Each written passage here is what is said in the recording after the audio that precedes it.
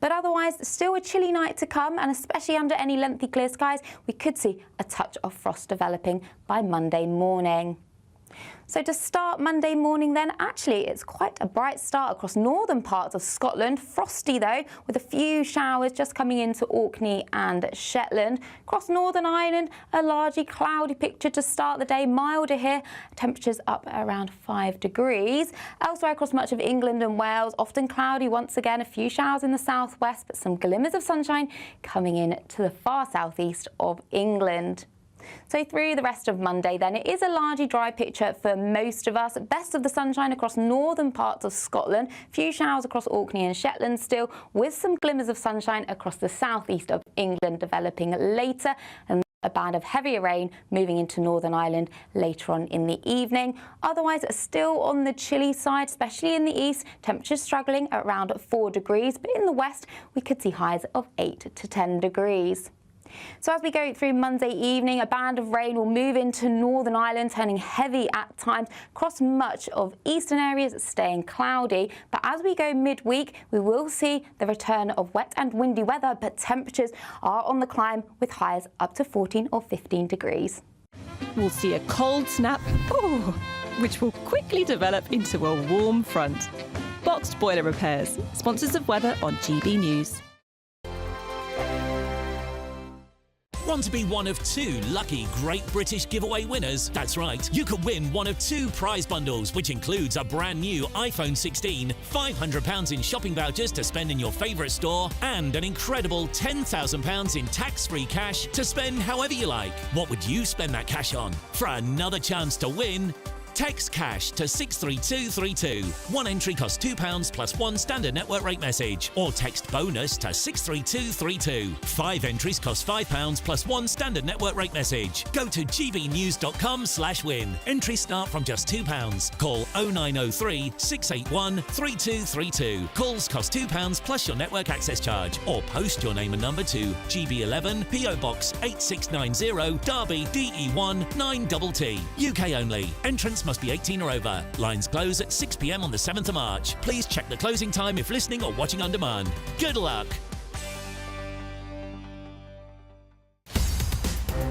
In the GB Newsroom, we bring you the news as it happens. With our team of dedicated journalists across the UK, we're ready to keep you up to date with what's happening every half an hour, every single day. Bulletins here on GB News, the People's Channel, Britain's news channel. Hi, I'm Michelle Dewberry, and my show is your opportunity to cut through all the noise and dive in headfirst to some robust debates. Ideas clash. Situation, because the failure is... You're deliberately avoiding my point. Nothing's held back. And if you think this is the end of it, wait for more. And we do not shy away from the difficult stuff. Sometimes I want to shake people and say, if only you understood. So join me on Jubes & Co. weeknights at 6 p.m, only on GB News, Britain's news channel. Headliners on GB News 11 p.m. every night. It's got 3 top comedians going through the next day's newspapers so you don't have to read them, which is great. That's a good point. He's lying. I mean, maybe he's not lying. That's Headliners every night from 11 p.m. and 5 a.m. as well on GB News, Britain's news channel. Good Afternoon Britain isn't just about us. The wonderful thing about this programme is it's about everyone watching. It's an interactive programme. Well, there absolutely is something to see here, and we're going to be talking about it more. Whether it's breaking royal news, Will, please bring us up to date. or indeed a particularly punchy speech in the House of Commons, Very, very curious. we bring it to you live, and then we bring you live reaction as well. That's Good Afternoon Britain, weekdays from midday. Only on GB News, the People's Channel, Britain's news channel. I'm Christopher Hope. From pop stars to politicians, I'll interview anybody in a pub who's got a political opinion. Join me every Friday on Spotify, Apple Podcasts, YouTube or gbnews.com, or wherever you get your podcasts. This is GB News, the People's Channel.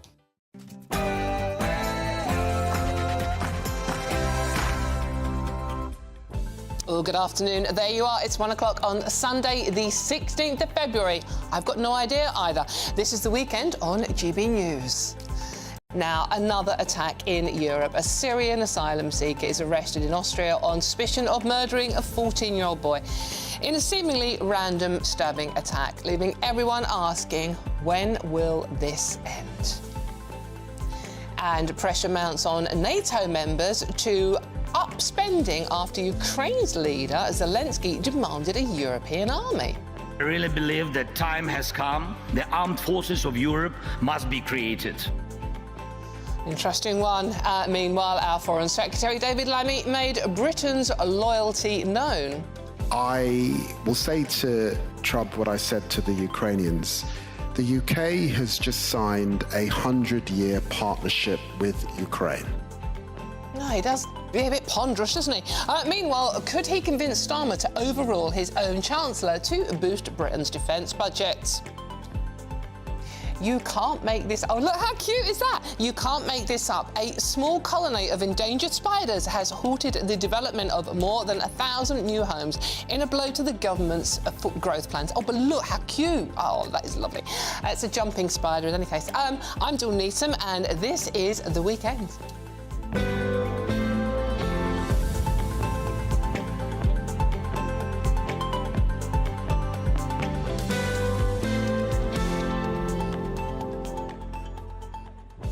So there's a lot of spiderism going on here. What is wrong with that? Was a very cute spider, wasn't it? I mean, I know some people don't like them, but I mean, that was a nice spider. So stop being spider. Look at those lovely big eyes. They're only teeny, they're not going to hurt you.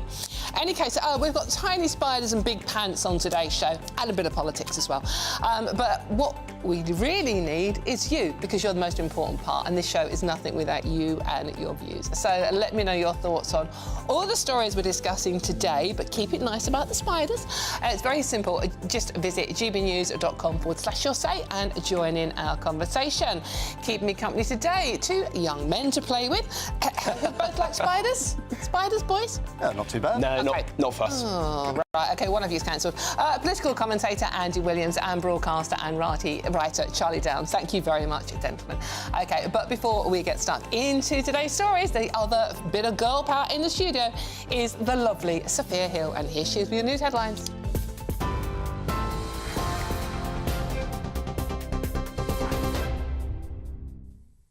Thank you, Dawn. Very good afternoon. It's just gone 1 o'clock, and here are your latest headlines in the GB Newsroom. Now, the top story, the Prime Minister is to join European leaders at an emergency summit tomorrow as they consider how to respond to the US President Donald Trump's push for an end to the war in Ukraine. Sir Keir Starmer is to visit Washington later in February with the hopes that it will bridge the gap between Europe and the US. This comes after the transatlantic relationship was strained by Mr. Trump's decision to speak to Vladimir Putin in the search for a Ukraine peace deal. Meanwhile, there are reports of the PM preparing to overrule Chancellor Rachel Reeves and raise British defence spending. Speaking last night, the Prime Minister said it was a once-in-a-generation moment for the UK, the US and Europe to work together, and that it's clear Europe must take on a greater role within NATO. This comes as the Munich Security Conference draws to a close today after a weekend of discussing security challenges. During the conference, Volodymyr Zelensky called for the creation of a European army after suggesting the continent could not rely on Donald Trump's United States for its defence. Many leaders have talked about Europe that needs its own military, an army of Europe. And I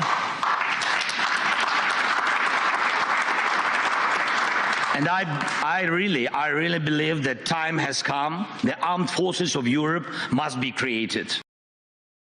Meanwhile, senior officials from Donald Trump's administration will start peace talks with Russian and Ukrainian negotiators in Saudi Arabia in the coming days. Now, in the last hour, we've been hearing from US Secretary of State Marco Rubio and Israeli Prime Minister Benjamin Netanyahu as they held a press conference in Jerusalem. Netanyahu said he's had a very productive discussion with Rubio and that the President Trump is the greatest friend Israel has ever had in the White House. The Israeli leader went on to say that he and Trump are working in full cooperation and coordination on Gaza. In response, Marco Rubio said that Israel can always count on the US and President Trump. Now, the Austrian police believe the suspect for the Villach stabbing was a suspected Islamist who was radicalised online. A 23-year-old Syrian asylum seeker has been arrested after stabbing passerbys in the Austrian city yesterday. A 14-year-old boy has died and 4 others were left seriously injured, with 3 in intensive care.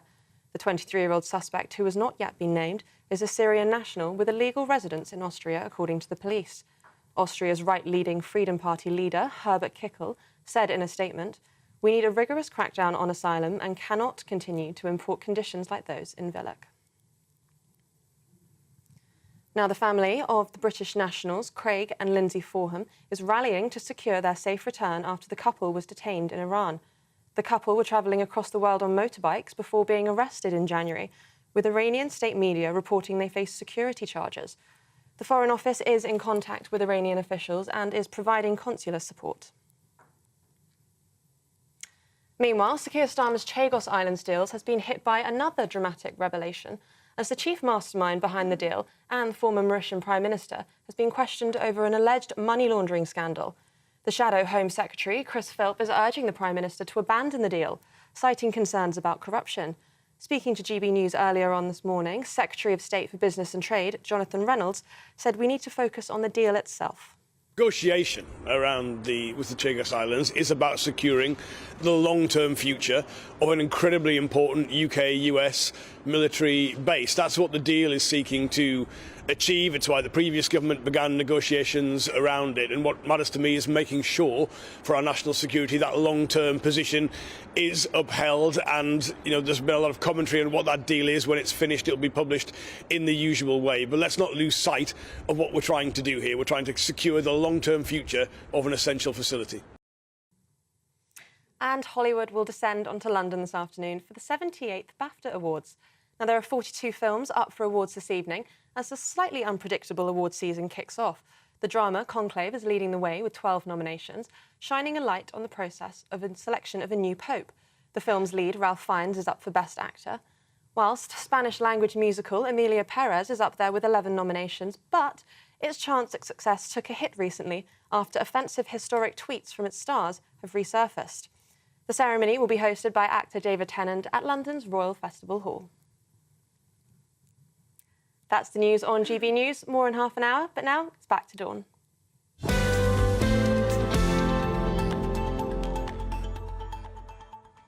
Thank you very much, Sophia. Now, before we get stuck into today's story, I've just got to read my very first message of the day out, and this one comes in from Lindsay. Hi, Lindsay. The spider is cute. My sister-in-law is terrified of spiders, but she grew up in Australia. Yeah, well, Lindsay, they are slightly different in Australia. They, like most things in Australia, they do want to kill you, don't they? This one's cute, and it just jumps a little bit.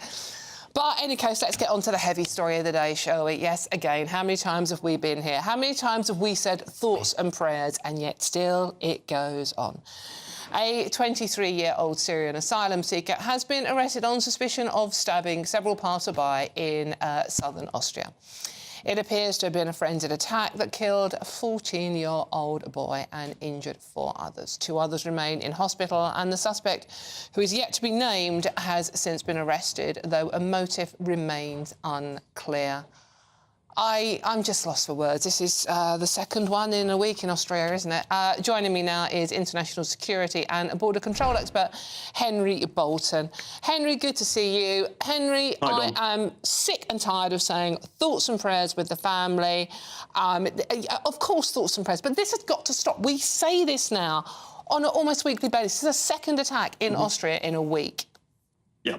I mean, I think we've all lost count of the number of incidents where we've got asylum seekers or people who've entered various countries in Europe, including the United Kingdom, illegally, and, have committed these sort of atrocious, horrific attacks. And when are our politicians going to wake up to the fact that we, as a matter of deliberate policy, are allowing people to enter our countries, well, first of all, they come in illegally. We're allowing them to stay. We're not detaining them. We're unable to vet them. We don't know who they are, what their background is, what animosities and conflicts they bring with them from the regions that they come from, what different social values and norms that they possess. And we allow them to roam free on our streets. And this is the consequence. Now, I hear a lot of people, Dawn, who say, well, look, the chap who reportedly drove his car at this individual was also a Syrian. I don't know whether that's correct or not.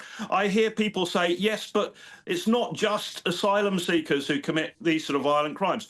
That's true. But that doesn't absolve our leaders from the responsibility that they bear for allowing these people in and to roam freely. I have always said, Dawn, that if this problem of uncontrolled, unvetted immigration and asylum seekers roaming free is not dealt with, every day that we don't deal with that, the solution is going to have to be more and more dramatic. And I now believe that we are at this point at which anyone who enters, particularly the United Kingdom, because that's our jurisdiction, the United Kingdom illegally must be detained securely. Now, in the interests of public safety and national security, that is permissible under the Refugee Convention, but it's not permissible under the ECHR and the Human Rights Act, and there are so many loopholes in all of this that we have no choice, and we have government that are too timid to establish the sort of detention facilities that are required. So you put all that together, it's a failure of leadership, a failure of vision, and a failure of determination to deal with this problem and protect the public. Yeah, and you are quite right, and let's give him a name check. Aladdin Al-Halabi, he was the hero of this, this 42-year-old, also a Syrian asylum seeker. He aimed his car at the knifeman, hitting him with the vehicle in a desperate attempt to end the bloodshed. So he was a proper hero, and he stopped this happening. So it's not all one size fits all. But Henry, you're right. I mean, when do we start putting our people first? When do we stop taking this as a serious threat? We've heard from J.D. Vance, we've heard from Elon Musk saying, you know, your enemy is within. You have got to be, you are letting these people in who hate you, who want to kill you. They have a point, don't they? They do. They're absolutely correct. Look, I mean, I don't know what more evidence is needed. I mean, people talk about lived experience. The lived experience of the people of the United Kingdom and of Austria and of Germany and of France and of Belgium and of Italy is that a lot of the violent crime of this nature that we see and experience on our streets is perpetrated by people that we have allowed in and allowed to stay and to roam freely, although they've entered illegally in the first place, because they come from countries and societies that themselves not only are they sort of different cultures, but they experience different animosities and conflicts, which we are importing into the United Kingdom and elsewhere. It is, excuse me, Doug, it's not rocket science. Now, the missing piece here is leadership and spine and courage on the part of our leaders. If they consider that their primary responsibility is the safety and protection of the British public going about their business innocently, then they are failing. They are failing as a result of lack of courage and lack of determination. They're cowardly because they want to please everybody all of the time. And the fact is that they are failing. Now, until we get leadership that is visionary in that respect, we are going to continue to suffer this problem. And it is building every day because every day more and more people from these areas are coming. And, you know, we look at our parties at the moment.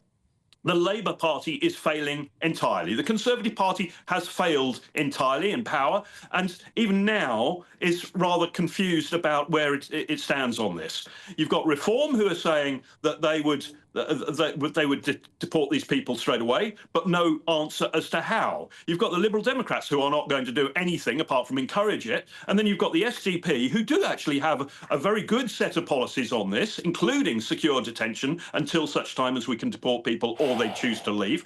But sadly, they're not particularly sort of forward in the political sort of league table, if you like, at the moment. So we have got a real problem here. There is no one who is sitting in Westminster who I think is taking this problem seriously. Henry, we have to leave it there. Thank you very much. Meanwhile, children are dying on the streets of Europe. We've had 2 children died, one 2-year-old and one 14-year-old in this latest attack. I mean, it has to stop. OK, let's see what my panel make of this. Andy Williams and Charlie Downs are with me today. Andy, I'm going to come to you first. I mean, 2 children dead in a week in very similar attacks. on the streets of Austria. Yeah. It's not just Austria. We've seen it in Germany. We've seen cars being driven into Christmas markets. We've seen similar attacks in our own cities here in the UK.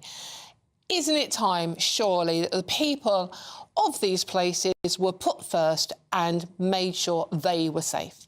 Well, I don't think it's as simple as that. I mean, we've got lots of problems all over Europe, all over the world, that have created millions of people who are being displaced from countries that are not safe, and Syria is a very good example of one of those.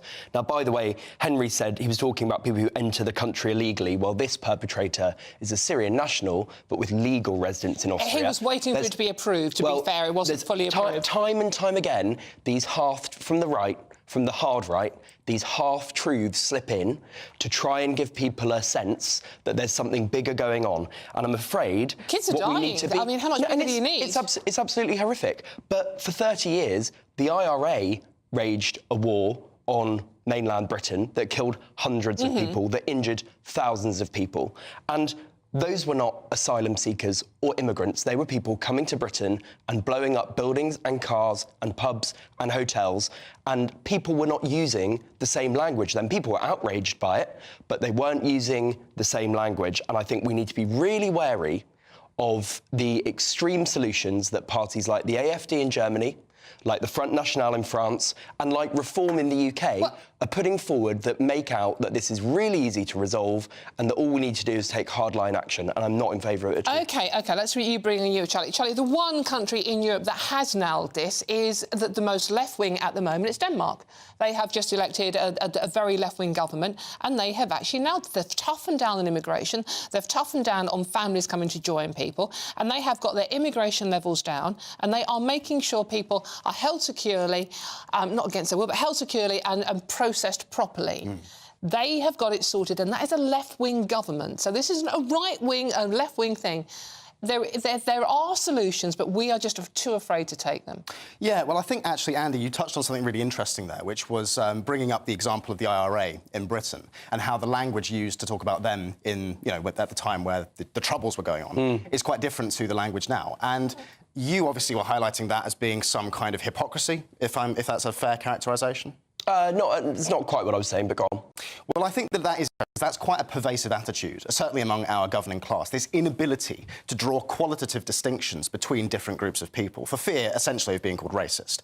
Well, actually, we exist in a time now where unprecedented advancements in communication and transport technology has enabled and facilitated huge migrations of people across the globe, and our legal framework and infrastructure simply has not caught up with that reality, right? And so we now exist in a time where we have this very outdated legislative framework that emerged in the aftermath of the Second World War, when women and children genuinely were seeking refuge in countries like our own, escaping the most horrific atrocities on the continent imaginable. But now we exist in a situation where these laws are being abused and applied to situations where it's just totally inappropriate, and it's therefore allowing in people like this 23-year-old, same age as me. That's the weird thing about this. Is that this is like this is a young man who was born in the same year as I was, probably, who went out into the streets and stabbed a kid. Killed a child. But that's the thing, it's an ideology, isn't it? And it's people who have been radicalised. Nobody thinking straight, nobody normal would behave like that. So why should a 14-year-old child suffer because that lad isn't thinking straight? Why is he not held securely until he's properly processed? I couldn't agree with you more. My point is that there are people who exploit these situations time and time again to say we need to close our borders. And that's not the cause, and it's not the answer either. Now, look at Axel Rudabakana. He was born in Cardiff. He was not born outside of the UK. And people were saying, oh, well, it's time that we shut down our borders and net migration is at 900,000 or whatever. Well, that's a separate question. He was born here, but that doesn't mean we should invite others in to join him. And in addition, Dawn, if I may, I think that actually raises a further problem, which is there is a problem of second-generation migrants, certainly in Britain, being more radical, more loyal to their ancestral culture. But there's no evidence that was the case. There's no evidence that was the case in that example. No, I agree, there wasn't. But what I'm saying is, it raises a far more fundamental question of the fact that we have, as a matter of government policy, invited in people from places and cultures so fundamentally different to our own, and those people are now in our country and having children, and but they're not integrating, right? And I think I agree. There are some challenges, particularly around, for example, attitudes to women, attitudes to how you bring your children. I absolutely agree with that. Yeah. OK, we are coming back to this subject, so I know there's a lot more to say, and lots of you want to get involved as well. I will read as many messages out as I possibly can. It's a very important subject, and lots of you very, very angry by what you've heard already. For all the best analysis and opinion on that story, just go to our website, which is at gbnews.com. I'm Dawn Newsroom. This is GB News, and there's lots more coming up on today's show, yes, including spiders.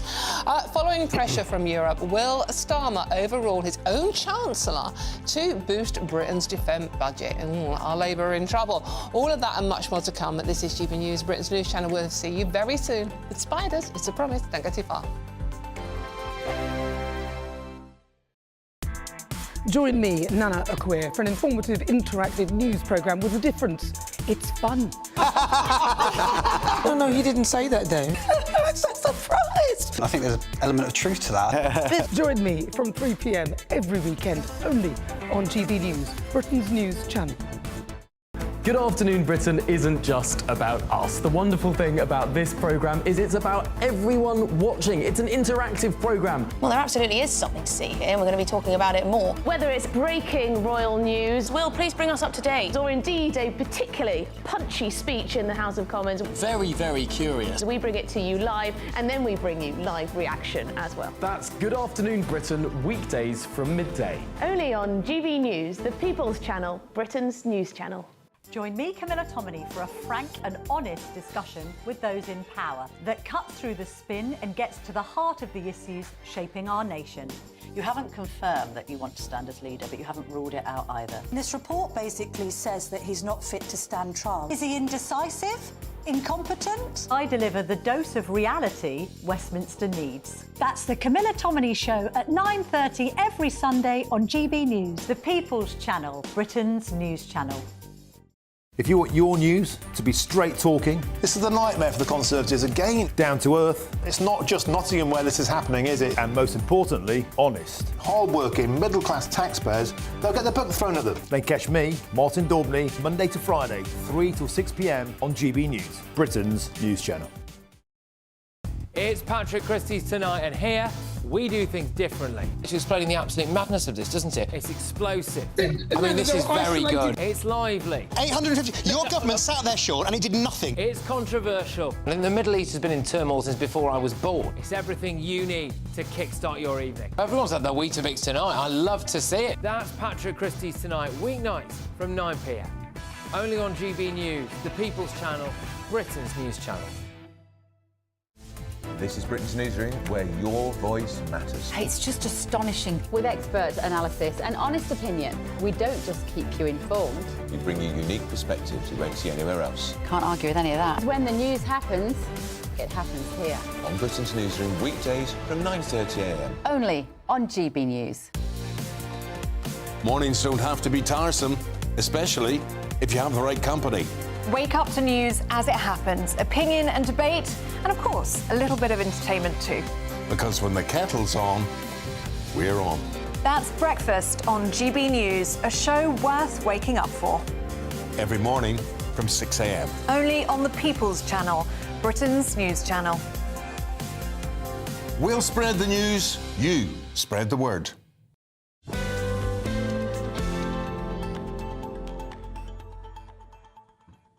Hello, welcome back to the weekend with me, Dawn Newsroom. Thank you very much for your company on this Sunday afternoon. Now, we've got lots of heavy topics to talk about, but they are important, as I know, because lots of you are getting in touch.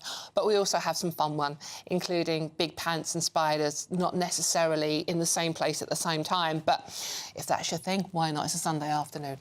In any case, let's talk about the serious stuff, shall we? The Prime Minister is reportedly plotting to override the Chancellor in an effort to raise defence spending. Good luck with this one. As the Munich Security Conference comes to a close, President Trump has called on member countries to increase spending to 5% of GDP. That's more than double what the UK currently spends. Ukraine's Zelensky also demands his calling for the creation of a European army. That's as he tries to bolster support for Trump's special envoy to Ukraine, confirmed European allies will be excluded from any peace deal talks. It's quite complicated, but we have someone that will make it very, very easy to understand. OK, let's talk to that wonderful person, Catherine Forster. Catherine, you have been there, you have lived this, you're in Munich, you're listening to everything that's going on in this conference. A lot of what the American contingent there have had to say has gone down like a bucket of cold sick, hasn't it, to be honest with you? Yes, it has.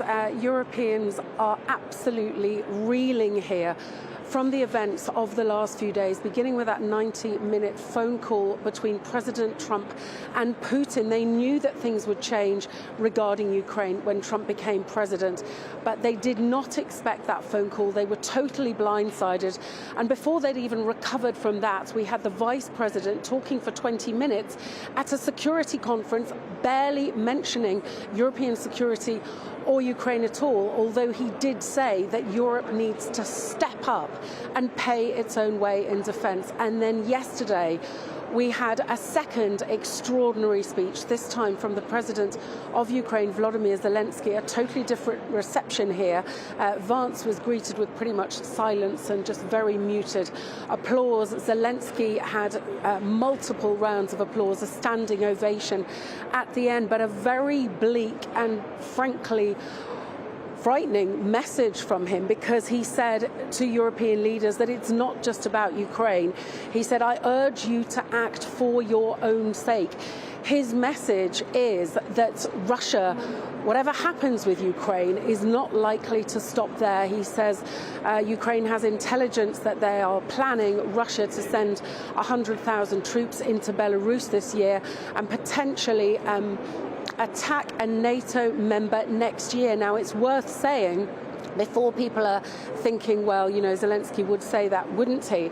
That Danish intelligence has also suggested that Russia might be planning a large-scale war in Europe if it perceives NATO as militarily weakened or politically divided. Well, certainly we know that European countries just haven't spent the money on defence that perhaps they should have done for many, many years, because we've had this peace dividend since the end of the Cold War.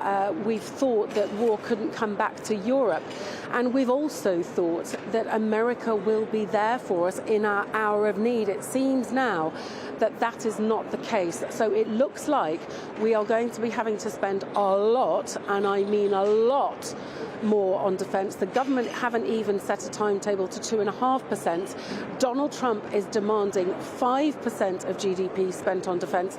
The NATO Secretary General is now saying upwards of 3%. Where on earth is Rachel Reeves going to find that sort of money?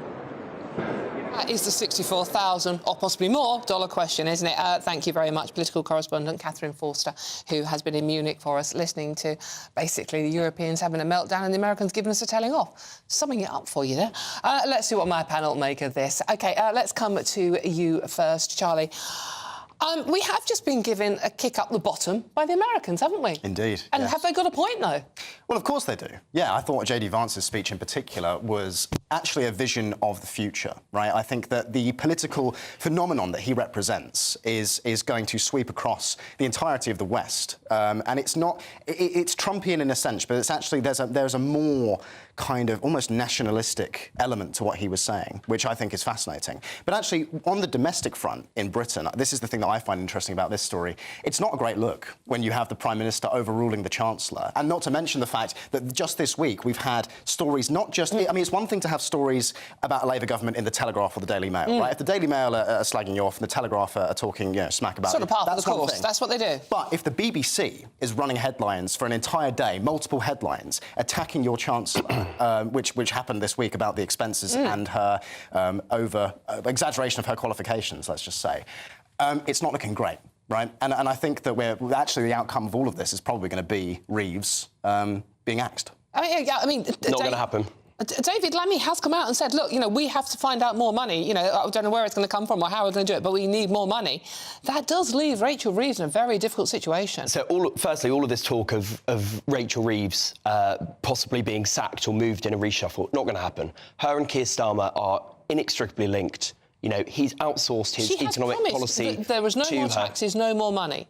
Yeah, I know. So and how are we she's going to do this? She's in an incredibly difficult position. Obviously, there's a spending review underway, and you know, we are going to have to find more money for the defence. We just are. We have to. That has to be the absolute #1 priority. We're going to have to make deep cuts elsewhere. I don't know how she's going to go about that because she's pledged not to raise taxes. She's already raised £25 billion worth of taxes on business, which personally I didn't agree with. So where do you get the money from? I don't know. But this 5% obviously is completely unrealistic, but we know how Trump negotiates, right? He starts up here, he starts in an extreme position, and then he sort of hopes that he'll find some middle ground. There is not feasible for us to spend an extra, I think we're spending £57 billion on defence this year. To find that amount again is not going to happen, but clearly we have to spend more. But this is not the first time that Keir Starmer and Rachel Reeves have publicly and very embarrassingly contradicted one another. There was an occasion not long ago where she said that they wouldn't be raising taxes. Keir Starmer said they couldn't rule it out. It seems to speak to a real lack of communication and a lack of cohesion within our political class, which I just can't help but think, you know, that is not a good sign. I don't agree with that. I think it's actually perfectly normal that the chance that, you know, time and time, if you look through history, through Labour governments, Conservative governments, you have the Treasury wanting to keep the purse strings tight and Prime Ministers wanting to do more, basically. So I think it's perfectly common. Of course, Keir Starmer's going to have the final say. You know, he's chairman of the board, and he is going to say we need to spend more on, because he's been speaking to these world leaders and he understands the position we're in. So I'm not concerned about any sort of disconnect there. I think that's fine. The challenge, of course, as Catherine was saying, is where are we going to find this money? This is the problem. I mean, there is the emergency meeting going on in Paris tomorrow with all the European leaders and talk of, as Zelensky suggested, a European army.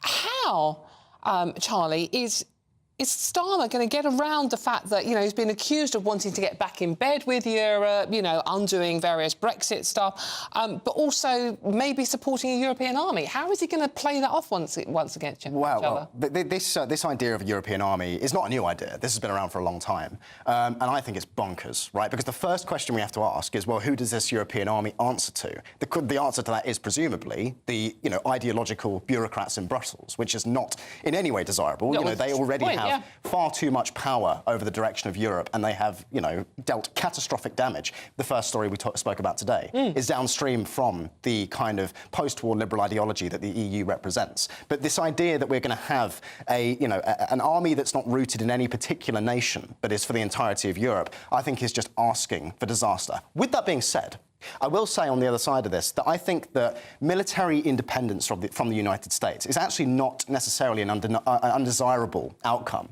for Europe, because, again, since basically 1945, the entirety of Europe has been a vassal state to the the American empire, right?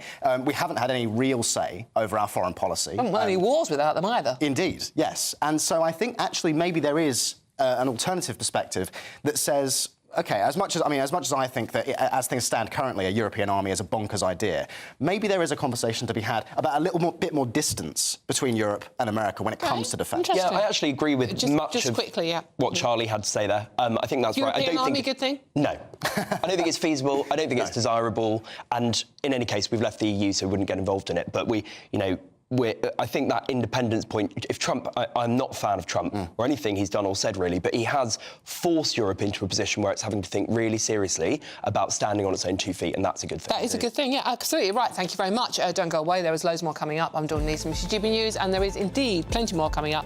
But first, it is time for the news headlines with Sophia Hill.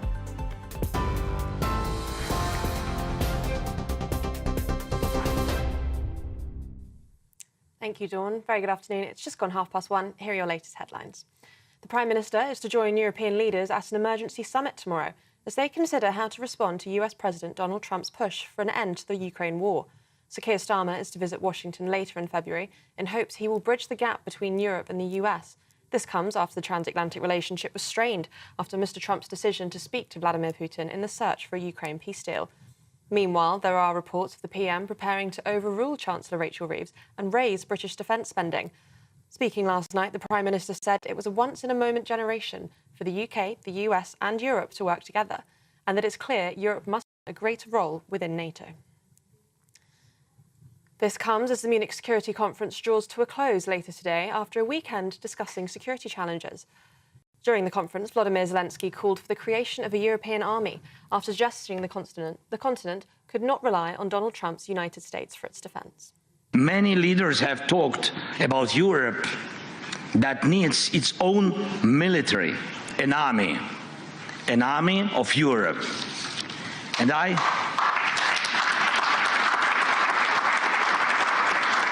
I really believe that time has come. The armed forces of Europe must be created.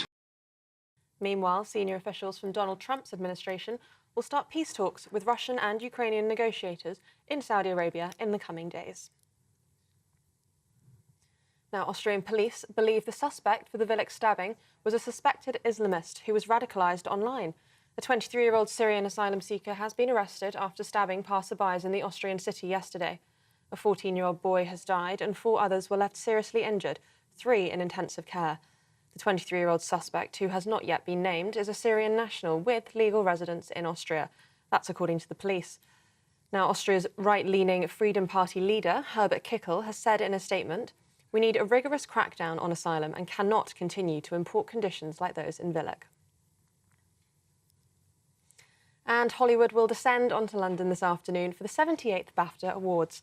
There are 42 films up for awards this evening as the slightly unpredictable award season kicks off, with the drama conclave leading the way with 12 nominations. Shining a light on the selection process of a new pope, the film's lead, Ralph Fiennes, is up for Best Actor. Spanish-language musical Emilia Perez is up there too, with 11 nominations, but its chance at success took a hit recently after offensive historic tweets from its star resurfaced. The ceremony will be hosted by actor David Tennant at London's Royal Festival Hall. That's the news on GB News. More in half an hour. For the very latest GB News direct to your smartphone, sign up to News Alerts by scanning the QR code or go to gbnews.com/alerts.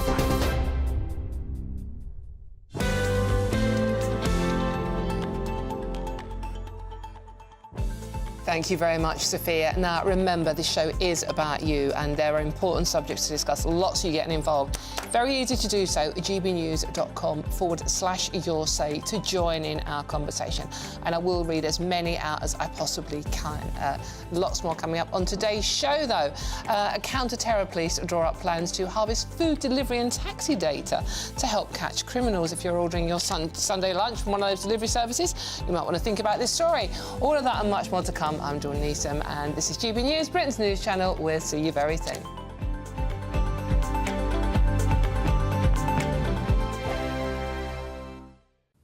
Hello, welcome to your GB News weather update from the Met Office. Today is going to be largely dry for most of us, often cloudy and still on the chilly side before turning milder by midweek. Having a look at the bigger picture then, we're still in this battleground, higher pressure out towards the east with this deep area of low pressure towards the west, driving east and southeasterly winds. Across much of England and Wales today, it is going to be largely dry, cloudy, much drier than Saturday. Outbreaks of rain across Northern Ireland and breezy here too. Best of the sunshine across western Scotland, with eastern Scotland seeing some wintry showers. Otherwise, it is still on the chilly side, especially in the breeze, but highs in the southwest up to 8 or 9 degrees. So through Sunday evening then, we hold on to some wintry showers across eastern parts of Scotland, mainly falling as snow over the highest ground. Towards the west, we'll see some clear spells through this evening, but across Northern Ireland, turning damp with outbreaks of rain moving through. Across much of England and Wales, though, a largely dry end to the weekend, with some clear spells developing into the night. So as we go Sunday night into Monday morning, this band of rain across Northern Ireland will continue to push its way north and eastwards into western parts of Scotland and the south, perhaps turning wintry over the hills. Otherwise, much of England and Wales staying dry with some clear spells, and under any clear spells, we could see just a touch of frost developing by Monday morning. So to start Monday morning, again, still a chilly start out there, a lot of cloud around. There will be some breaks in the cloud, especially across northern parts of Scotland, with a few showers across Orkney and Shetland. Some glimmers of sunshine coming into the southeast of England, with heavier spells of rain coming into Northern Ireland later in the day. Otherwise, temperatures ranging from 4 degrees in the east, but up to 8 in the far southwest. Bye-bye. I'm Christopher Hope. From pop stars to politicians, I'll interview anybody in a pub who's got a political opinion. Join me every Friday on Spotify, Apple Podcasts, YouTube or gbnews.com, or wherever you get your podcasts. This is GB News, the People's Channel. We're proud to be GB News, the People's Channel. And as you know, we always love to hear your views. Now, there's a new way of getting in touch with us at gbnews.com/your say. By commenting, you can be part of a live conversation and join our GB News community. You can even talk to me, Bev Turner, or any of the members of the GB News family. In the GB Newsroom, we bring you the news as it happens. With our team of dedicated journalists across the UK, we're ready to keep you up to date with what's happening every half an hour, every single day. Bulletins here on GB News, the People's Channel, Britain's news channel.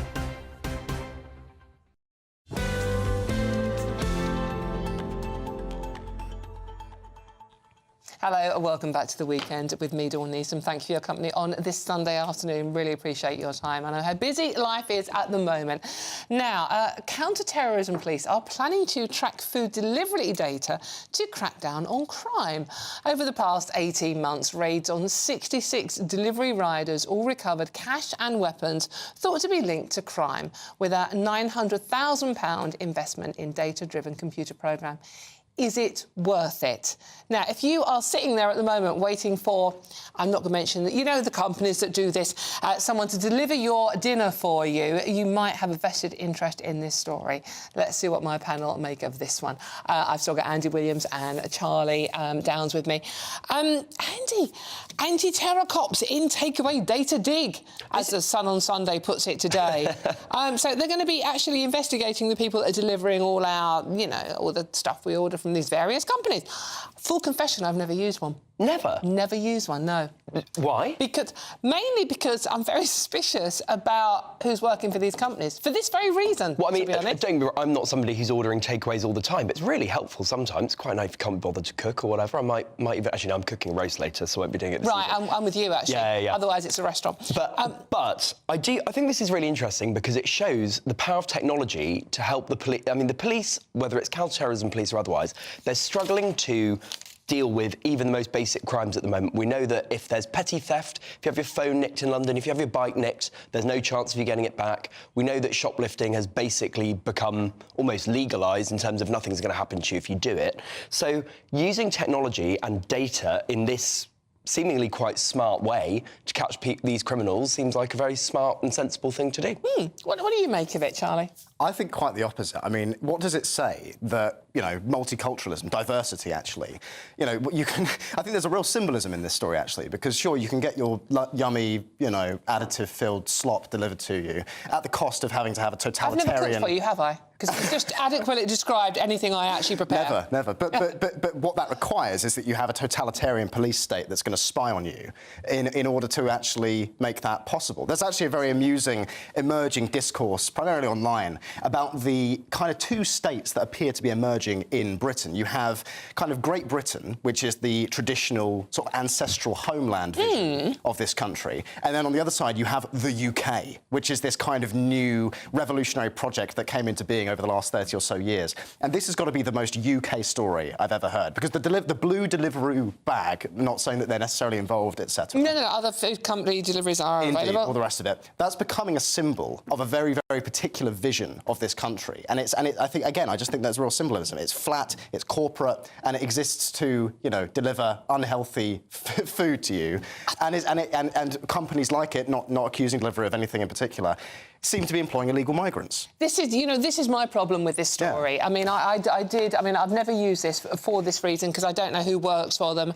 And sometimes, you know, I live in a block of flats, and sometimes, you know, if you're there on your own, I'm a bit dubious about who's turning up on my door late at night, first thing in the morning. And I do know that people, they have fake identities, and they swap identities. Like, someone will have the licence to be the driver officially, but then they will sublet it out to people that shouldn't even be here. OK, well, anecdotally, and this is purely anecdotal, I've never had a problem with this. I don't know anyone who has ever had a problem with any delivery driver of this kind. I do see them kind of swerving through the streets and causing chaos in traffic. Yes, but I've not seen any. Too. There is that, but I've not seen any other problems. I don't really understand why this sort of brings about the dawn of a totalitarian state. I think it's smart to be using the data data exists. You know, every time we do anything online, we are giving companies huge amounts of data about us. It exists. Why not use it? And by the way, I'm going to say, I know it's really provocative, but Tony Blair has been calling for years and years for ID cards, and I think, bang on, we need digital ID cards. People who want to solve, you know, whether it's illegal migration or anything else like this, we need digital ID cards now. That would make a massive difference. It would support us in solving all sorts of these crimes. OK, so there's 2 points there, and I'd like to take them both apart. First one, with regards to this, you know, essentially immigration and diversity demanding the existence of a police state. I think that is just self-evident, because we're told that diversity is our strength. That is actually the mantra of the regime that governs this country, and actually a lot of the rest of the West. But actually, I think it's becoming clear before our very eyes that diversity is actually a source of profound weakness. It's a source of instability. Not working too well in Austria. Well, exactly. Prime example. But what I would say is these jobs, you know, the food delivery drivers, in a modern economy, there's no reason that we shouldn't have that kind of thing, right? We have the technology to do it. But why are we importing millions of people from the third world to do these jobs when it could be English people doing these jobs, for instance? No. And that then wouldn't require us to go trawling through the data that these companies have in order to locate illegal immigrants and terrorists. Because you're supposing that the reason we're doing this is because the people who are doing these jobs are a certain nationality. Why? That is not necessarily the case. You have no evidence for that. Well, I mean, it's no secret that there is an over-indexing when it comes to crime and terrorism from certain, you know, from groups that come from a certain part of the world, and it's not Britain. I just think I don't know what to say. But this is actually, have we got time, Dawn? Very quickly. Diversity is weakness, not our strength.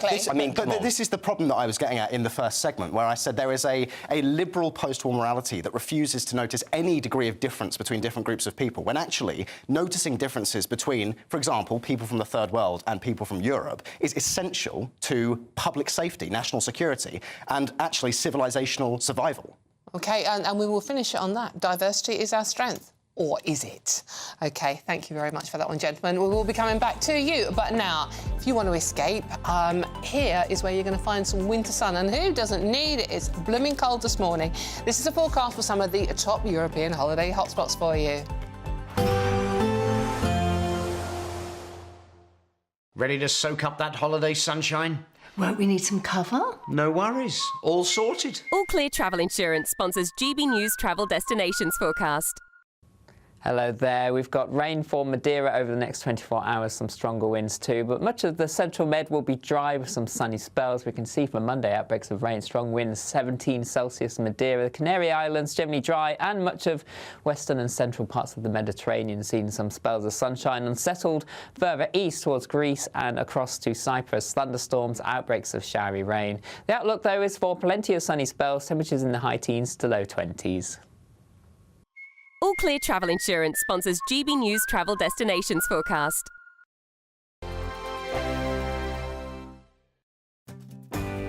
I'm Stephen Dixon, and thanks for joining us on GB News, Britain's news channel.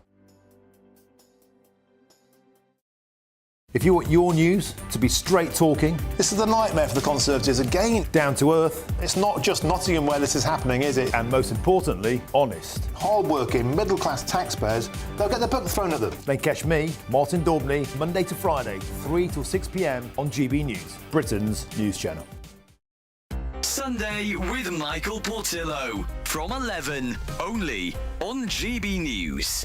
Inside Number 9, stage/fright. So Inside Number 9, massive cult BBC 2 show.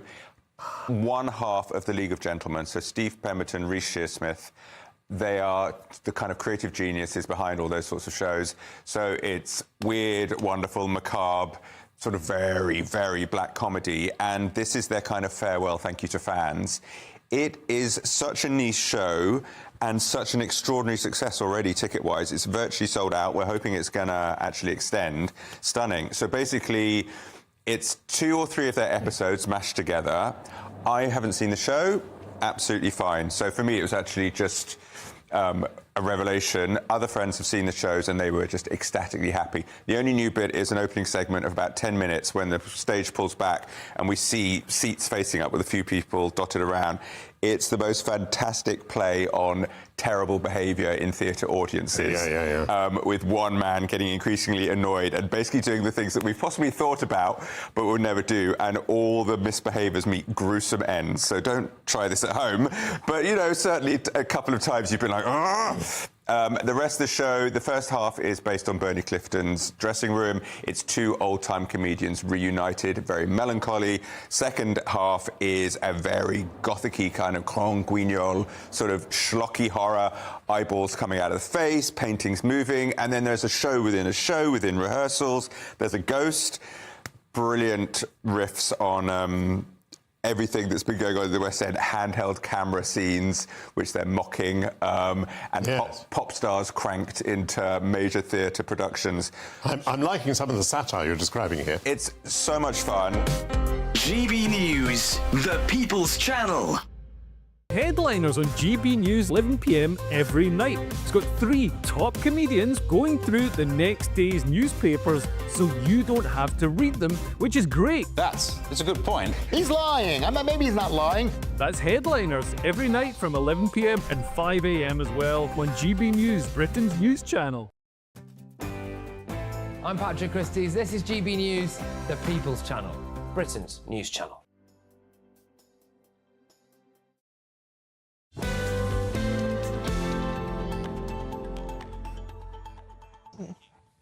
Hello, welcome back to the weekend with me, Dawn Neeson. Oh, I'm just going to cut to the chase. We're going to talk about spiders now. Spiders and Rachel Reeves, and it's not a choice. You have to talk about both of them at the same time, unfortunately, because it's bad news for the Chancellor, as a colony of endangered spiders have halted her development of plans of 1,000 new homes. You know that Build Baby Bill thing she's doing? Natural England stepped in to stop the £300 million government-backed scheme, claiming it was necessary to protect the rare jumping spider. Look, you can see one there. Oh, look at that one. That's got pink bits on it. That's particularly cute, that one. OK, stop waffling about spiders. I like spiders. Let's see what my panel make of this. I have Andy and Charlie with me still. OK, Andy, you can start on this one. Rachel Reeves, Build Baby Build. We're going to have, you know, Angela Rayner. We're going to have new houses all over the place, ignoring the fact we haven't got any builders or planning officers. That's neither here nor there. But it's spiders stopping this development in Kent. Well, it's about time that we have a government that's going to build infrastructure, homes, all of these things. We need to get rid of a load of all of these planning laws that are stopping these things from being built. There's the famous bat tunnel that cost £100 million. So you care about bats, but you don't care about spiders? I don't care. No, I don't care about either of them. Oh. I don't really care. I'm not really an animal person, sorry, so I actually don't. I would 100% bypass all of these things. Ridiculous. £100 million on a bat tunnel for HS2. So that we protected some rare species of bats. Come on, no. We need to get building infrastructure. The Tories had 14 years to do it, and they did none of it whatsoever. Actually, I thought it was interesting when Rachel Reeves gave her growth speech, was it a fortnight ago or so, that there are a lot of people on the sort of right of British politics who said this is what we should have been saying for years as a government.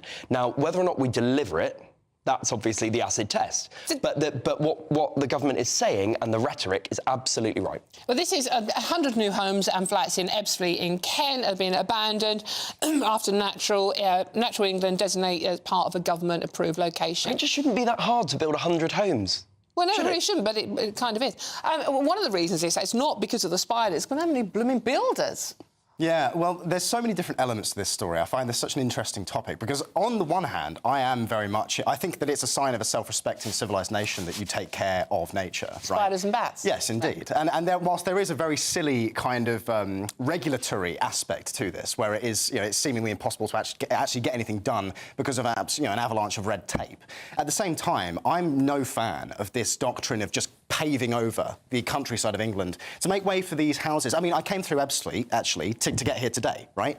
And if you look across Ebbsfleet, especially where the station is, it's this sea of these kind of flat-pack, new-build type houses that look hideous. They are quite often, anecdotally speaking, not of particularly high quality, and they're really expensive still. Now, the expensive side of it comes from the demand, right? And the demand is only being driven by immigration, because we do not have a replacement birth rate in this country. The birth rate's sitting about 1.7, so more native indigenous British people are dying than are being born. So our population growth is only being driven by mass immigration. So we are paving over the British countryside to build houses for immigrants who are only being brought here as part of government policy. Wow. Let you know what you think about that one. gbnews.com/your say. Loads more coming up on today's show, including more spiders. But first, let's get the weather. Oh, we've got big pants as well. Don't forget the big pants. Not that Catherine wears them. She's just talking about the weather. Here she is. We'll see you soon.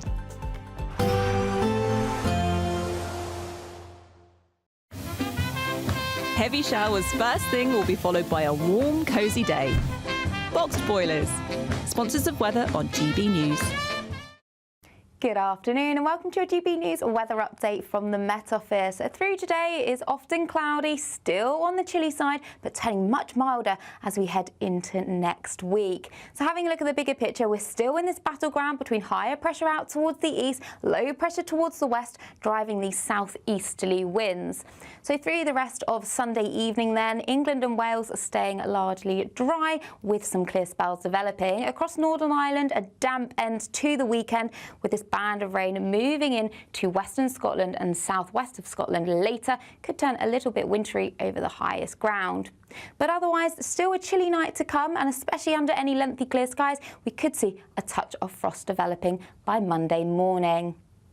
So to start Monday morning then, actually it's quite a bright start across northern parts of Scotland. Frosty though, with a few showers just coming into Orkney and Shetland. Across Northern Ireland, a largely cloudy picture to start the day, milder here, temperatures up around 5 degrees. Elsewhere across much of England and Wales, often cloudy once again, a few showers in the southwest, but some glimmers of sunshine coming in to the far southeast of England.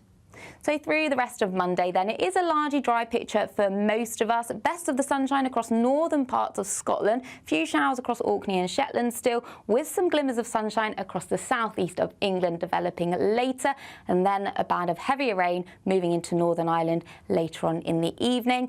Otherwise, still on the chilly side, especially in the east. Temperatures struggling at around 4 degrees. But in the west, we could see highs of 8 to 10 degrees. So as we go through Monday evening, a band of rain will move into Northern Ireland, turning heavy at times across much of eastern areas, staying cloudy. But as we go midweek, we will see the return of wet and windy weather, but temperatures are on the climb with highs up to 14 or 15 degrees. There will be a light breeze in the morning, leading to a warm front. Boxed heat pumps. Sponsors of weather on GB News.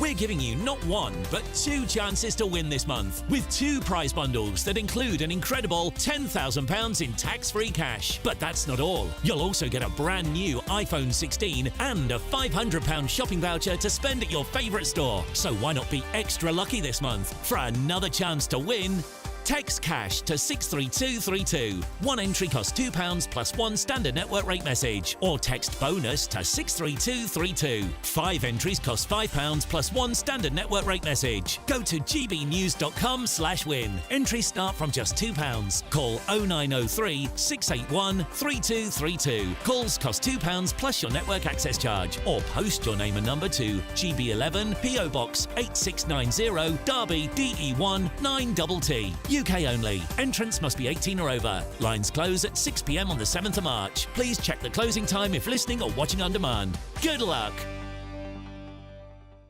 Join me, Camilla Tominey, for a frank and honest discussion with those in power that cuts through the spin and gets to the heart of the issues shaping our nation.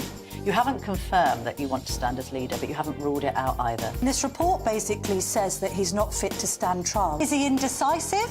Incompetent? I deliver the dose of reality Westminster needs. That's the Camilla Tominey Show at 9:30 every Sunday on GB News, the People's Channel, Britain's news channel.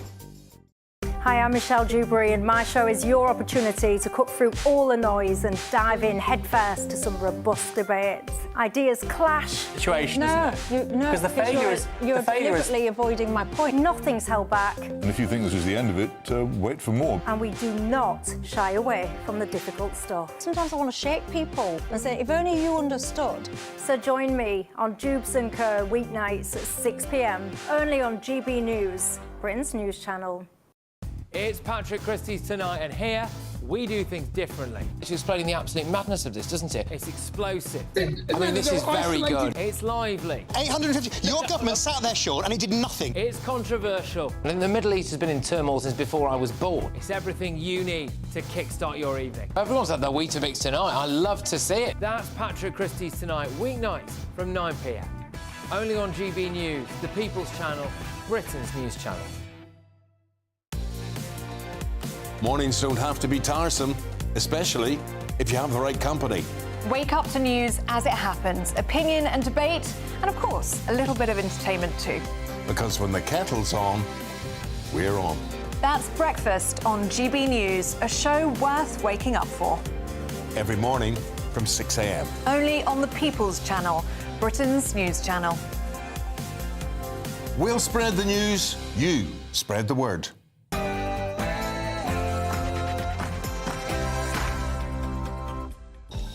Hello, good afternoon. It is 2 o'clock on the 16th of February. Absolutely no more. I've got no idea either. This is the weekend on GB News. Now, some really big stories for you today. Another attack in Europe. A Syrian asylum seeker is arrested in Austria on suspicion of murdering a 14-year-old boy in a seemingly random stabbing attack, leaving everyone asking, when will this end, if indeed it ever does? And meanwhile, pressure mounts on NATO members to up spending after Ukraine's leader, Zelensky, demanded a European army. I really believe that time has come. The armed forces of Europe must be created. Interesting one, that one. Meanwhile, our Foreign Secretary, David Lammy, made Britain's loyalty known. I will say to Trump what I said to the Ukrainians. The UK has just signed a 100-year partnership with Ukraine. God, he sounds like he's winding up, doesn't he?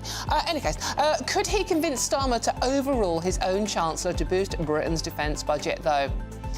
And get this, people, new data reveals that nearly 1 in 10 patients referred to the NHS do not have functional English language skills.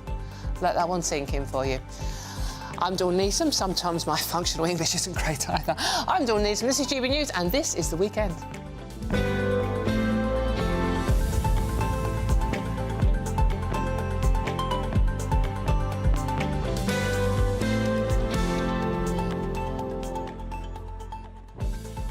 So thank you for your company this afternoon. I'm really appreciating it. And lots of you have been getting in touch. I'm loving your messages, especially the people sending love to me because I haven't used one of those home delivery services. Lots of you haven't either for very similar reasons. And lots of people also sending spider love.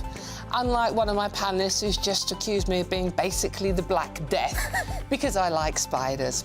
I think it's a thing. I think, it's not a problem. OK, but this show is nothing without you and your views, so please do get in touch and let me know your thoughts on all the stories we're discussing today by visiting gbnews.com/yoursay and join in the conversation. Anything we're chatting about, look, it's a Sunday afternoon. If you want to have a chat, just get in touch. We're here for you. Keeping me company today is, and they're very lucky to be doing it, by the way, political commentator Andy Williams and broadcaster and writer Charlie Downs, one of which is going to be cancelled for calling me the plague. Anyway, but before we get stuck into, and yet we know who you are as well. Well, to be fair, I didn't actually call you the plague. I just said that the type of person who likes spiders and snakes and rats and fleas is probably questions to be asked. It's basically the Black Death. Yeah, I know what you said.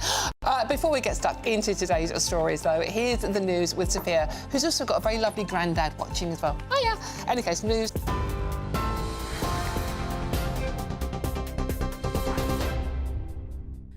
Thank you, Dawn, and very good afternoon. It's just gone 2 o'clock. Here are your latest headlines. The Prime Minister is to join European leaders at an emergency summit tomorrow as they consider how to respond to US President Donald Trump's push for an end to the Ukraine war. Sir Keir Starmer is to visit Washington later in February in hopes it will bridge the gap between Europe and the US. This comes after the transatlantic relationship was strained by Mr. Trump's decision to speak to Vladimir Putin in the search for a Ukraine peace deal. Meanwhile, there are reports of the PM preparing to overrule Chancellor Rachel Reeves and raise British defence spending. Speaking last night, the Prime Minister said it was a once-in-a-generation moment for the UK, the US and Europe to work together, and that it's clear Europe must take on a greater role in NATO. This comes as the Munich Security Conference draws to a close today after a weekend of discussing future security challenges. During the conference, Volodymyr Zelensky called for the creation of a European army after suggesting the continent could not rely on Donald Trump's United States for its defence. Many leaders have talked about Europe that needs its own military, an army of Europe. And I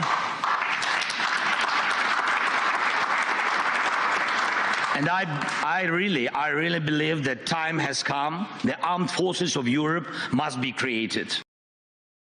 Meanwhile, senior officials from Donald Trump's administration will start peace talks with Russian and Ukrainian negotiators in Saudi Arabia in the coming days. Now, Austrian police believe the suspect for the Villach stabbing was a suspected Islamist who was radicalised online. A 23-year-old Syrian asylum seeker has been arrested after stabbing passersby in the Austrian city yesterday. A 14-year-old boy has died and 4 others were left injured, 3 in intensive care. The 23-year-old suspect, who has not yet been named, is a Syrian national with a legal residence in Austria, according to the police. Austria's right-leaning Freedom Party leader, Herbert Kickl, said in a statement, "We need a rigorous crackdown on asylum and cannot continue to import conditions like those in Villach." And the family of the British nationals, Craig and Lindsay Foreman, is rallying to secure their safe return after the couple was detained in Iran. The couple were travelling across the world on motorbikes before being arrested in January, with the Iranian state media reporting they face security charges. The Foreign Office is in contact with Iranian officials and is providing consular support. Meanwhile, Sir Keir Starmer's Chagos Islands deal has been hit by another dramatic revelation, as the chief mastermind behind the deal and the former Mauritian Prime Minister has been questioned over an alleged money laundering scandal. The Shadow Home Secretary, Chris Philp, is urging the Prime Minister to abandon the deal, citing concerns about corruption.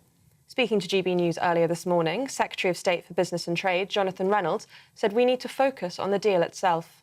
Negotiation with the Chagos Islands is about securing the long-term future of an incredibly important UK-US military base. That's what the deal is seeking to achieve. It's why the previous government began negotiations around it. And what matters to me is making sure for our national security that long-term position is upheld. And, there's been a lot of commentary on what that deal is. When it's finished, it'll be published in the usual way. But let's not lose sight of what we're trying to do here. We're trying to secure the long-term future of an essential facility.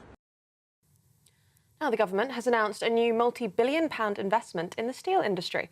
A consultation was launched aimed at looking at long-term issues facing the sector, such as high electricity costs, unfair trading practices and scrap metal recycling. It's believed the threat of Donald Trump's tariffs and increases in energy costs has spurred the £2.5 billion plan. And Hollywood will descend on London this afternoon for the 78th BAFTA Awards. Now, there are 42 films up for awards this evening as the slightly unpredictable award season kicks off, with the drama Conclave leading the way with 12 nominations. Shining a light on the selection process of a new pope, the film's lead, Ralph Fiennes, is up for Best Actor. Spanish-language musical Emilia Perez is up there too with 11 nominations, but its chance at success recently took a hit after offensive historic tweets from its star resurfaced. The ceremony will be hosted by actor David Tennant at London's Royal Festival Hall. That's the news on GB News. More in half an hour, but now it's back to Dawn.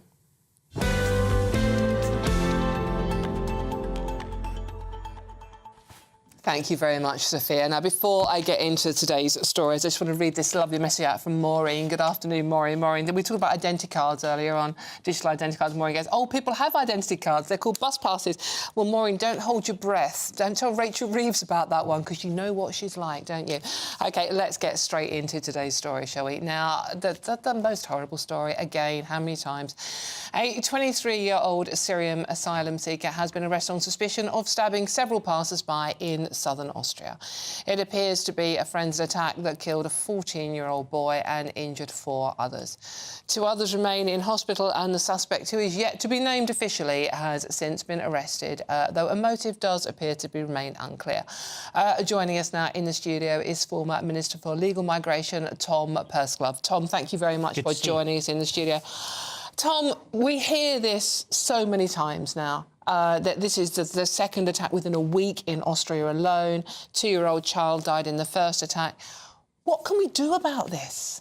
Well, what we've seen with those 2 incidents over the course of the last week is just horrendous. And what this does is it puts under real strain the public's consent across Western democracies for migration. That, I think, is an enormous challenge that governments are going to have to face up to. I think that when it comes to the United Kingdom, the government need to face up to this. I think the judiciary need to face up to this. It's putting under real strain the conventions that governments have been working under, as well as the sort of broader institutional international framework. Of course, issue as well around numbers and the number of people coming here and how sustainable that is. Well, I mean, you sort of like, you know, we've had Vance, we've had Elon Musk, both saying your enemy is within. You are letting people into your countries, not talking about just Austria here, but the UK as well. You're letting these people into your countries. Your enemy is within. Do you think they've got a point? I think when people look, for example, at what's going on with the Channel and people coming in increasing numbers, and what we've seen on the back of the scrapping of the deterrent is more people continuing to make those crossings, that undoubtedly presents national security risks to our country.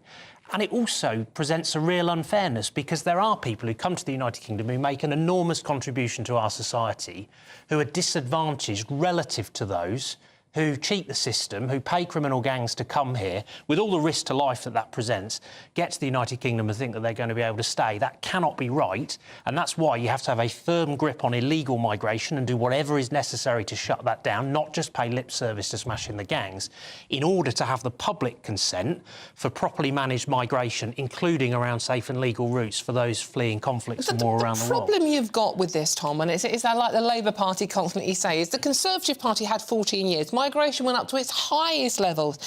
Labour talk about smashing the gangs. I mean, we've just been talking about Deliveroo drivers being questioned more and having their data. But nothing is being done. Kids, too, in Austria, are still losing their lives. The British people, and many people messaging today, do not feel that their rights and their needs are being put first by governments of any colour. And I entirely understand that. And I think that, as I say, consent for migration is fraying. And that is not least because of what we're seeing around illegal migration. But I also think we need to be more practical about the way that, for example, we help people from around the world. The model that I think works is the established model that particularly was the case when David Cameron was Prime Minister, where we worked with the UNHCR, identified the most vulnerable people from around the world, brought them to the United Kingdom, but made sure that there was all the support and all of the wraparound package to do that in a way that was conducive to imparting British values, people being a fully functioning part of our country, education, skills, being in work. That is much more difficult when you're dealing with the sorts of scale that we are seeing presently. But until we get to that stage where we can identify people that need to be here, we need to look after, and the hero of this attack in Austria was another asylum seeker, by the way. But until we get to the stage where we can identify who needs to be here genuinely, it's just not happening. I mean, you know, an earlier commentator said we need a secure processing centre where these people can be locked up, yes, locked up, and we can identify who they are, what their needs are. Why don't we do something like that? So when it comes to illegal migration, that is exactly the approach that we need to arrive at, whereby if people arrive illegally, they are detained, the issue is dealt with quickly and they are then removed. Yeah. The challenge the government has now got is that because it hasn't got a third country like Rwanda, where we were able to relocate people to without them coming back to the United Kingdom, models around offshore processing, for example, we'll just see the case heard in another country and then them being relocated back to the United Kingdom thereafter, because there are certain nationalities where you cannot remove them back to the country of origin. So you're looking at Afghanistan and Syria. Afghanistan. Although Denmark have actually started deporting illegal migrants. And we should be leaning Syria. into that too and being more robust. The legislation that I introduced through the Nationality and Borders Act has dramatically brought grant rates down. But the government needs to go further, and I think you do need that deterrent. OK, let's bring the panel into this one. Andy, I noticed you sitting shaking your head a lot there. Yeah, I mean, with all due respect, Tom, as Dawn alluded to, your government utterly failed on this issue. I mean, a really dire record. And I don't accept that Rwanda was a deterrent, you know, because there's no evidence that it was. Well, numbers are up 25% no, this year. I don't accept, you know... Sort of start of 25 relative to when that policy was in place. The Labour government is looking at spending up to £400 million on deportation flights. More flights have gone off since Labour got into government than they did under the Conservatives. Because many of those people on those flights are going voluntarily. Yes. But they're still going. Is that not the point? But the problem with it, there is far more action being taken now, I think, in a more holistic, rounded way and in a more strategic way. And I just don't accept this argument. You know, the Rwanda scheme, I'm afraid, was not workable, viable. There's no evidence that it was. 700 million quid, I think, we're going to spend on it in the end, when all told. For how many? For nothing. That'd be a lot cheaper than what you'll be spending going forward, because you cannot simply remove yourself out of this problem. Removals have a role to play. I welcome it, and it's frustrating that Labour MPs voted against many of the powers that we introduced that are making that work easier now. I support removing people with no right to be here. We need to do that at greater volume. But all the while, people can get in a small boat, arrive in the United Kingdom, and because they're of a certain nationality, have a ability to be able to stay here, you are going to have this problem with people continuing to make these crossings, and you are not going to shut that down. Can I just say one thing in support of what Tom's government did, is they did make a massive difference when you targeted Albanian migrants, for example, and bring those numbers down dramatically. So it's clear that if you take the right approach and the right strategies, it can be done. What I don't understand is why things like that were not tried sooner. And my point is, Labour needs to be looking at tackling this problem from every angle, and it's not a one-size-fits-all approach. OK, Charlie. Well, I just want to bring something else into this conversation, Tom, that you mentioned when you were speaking, and that is the notion of public consent to legal migration. Now, I'm interested, if you could tell me in one sentence why legal migration is good in principle, I'm interested. I think that there are clearly certain roles in our economy where actually drawing those skills in from outside of the United Kingdom has a role to play. Certainly in the short term, while you try to put in place, for example, a comprehensive labour market strategy and ability to be able to enhance and deliver on those skills in the UK. I also think that, for example, through our safe and legal routes, many people in this country are rightly proud of the response that we had, for example, to the situation in Ukraine, to the situation in Hong Kong and other countries around the world that have met with conflict, because I would hope that if we were ever in a situation like that others would want to help our citizens, God forbid. That is the right and responsible thing to do. That is through the lens of legal migration. But we must bring those numbers down. The numbers we've seen in recent years are just not acceptable. OK, so what I find interesting about that, because generally the narrative that comes out of the political class is that mass migration is good for economic reasons, and that's essentially part of what you just said. And that worldview, in principle, I just fundamentally disagree with, because I think that the negative consequences of mass migration, even if it could be shown that it was hugely economically beneficial, it's outweighed by the negatives, by the impact on social cohesion, social trust, by the impact on cultural fabric, by the sense that a lot of people have in this country that their homeland is being fundamentally changed in a way that is negative. There are areas of this country that have become unrecognisable over the last 20, 30 years.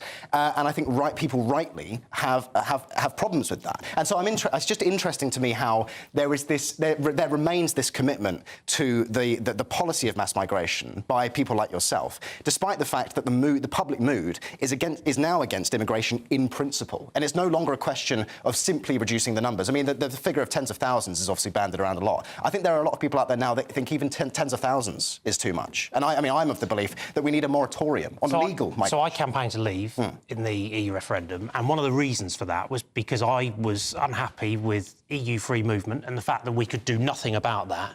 And the whole principle in the referendum was to have an immigration system that meant that you could pull the levers and determine your own destiny when it comes to the numbers of people coming here. But what did that lead to? Your colleagues opened the borders to essentially the third world. They closed the doors to Europe, which would have been, migration from Europe is preferable to migration from, for example, North Africa and the Middle East, because these are countries that are more culturally proximate to our own.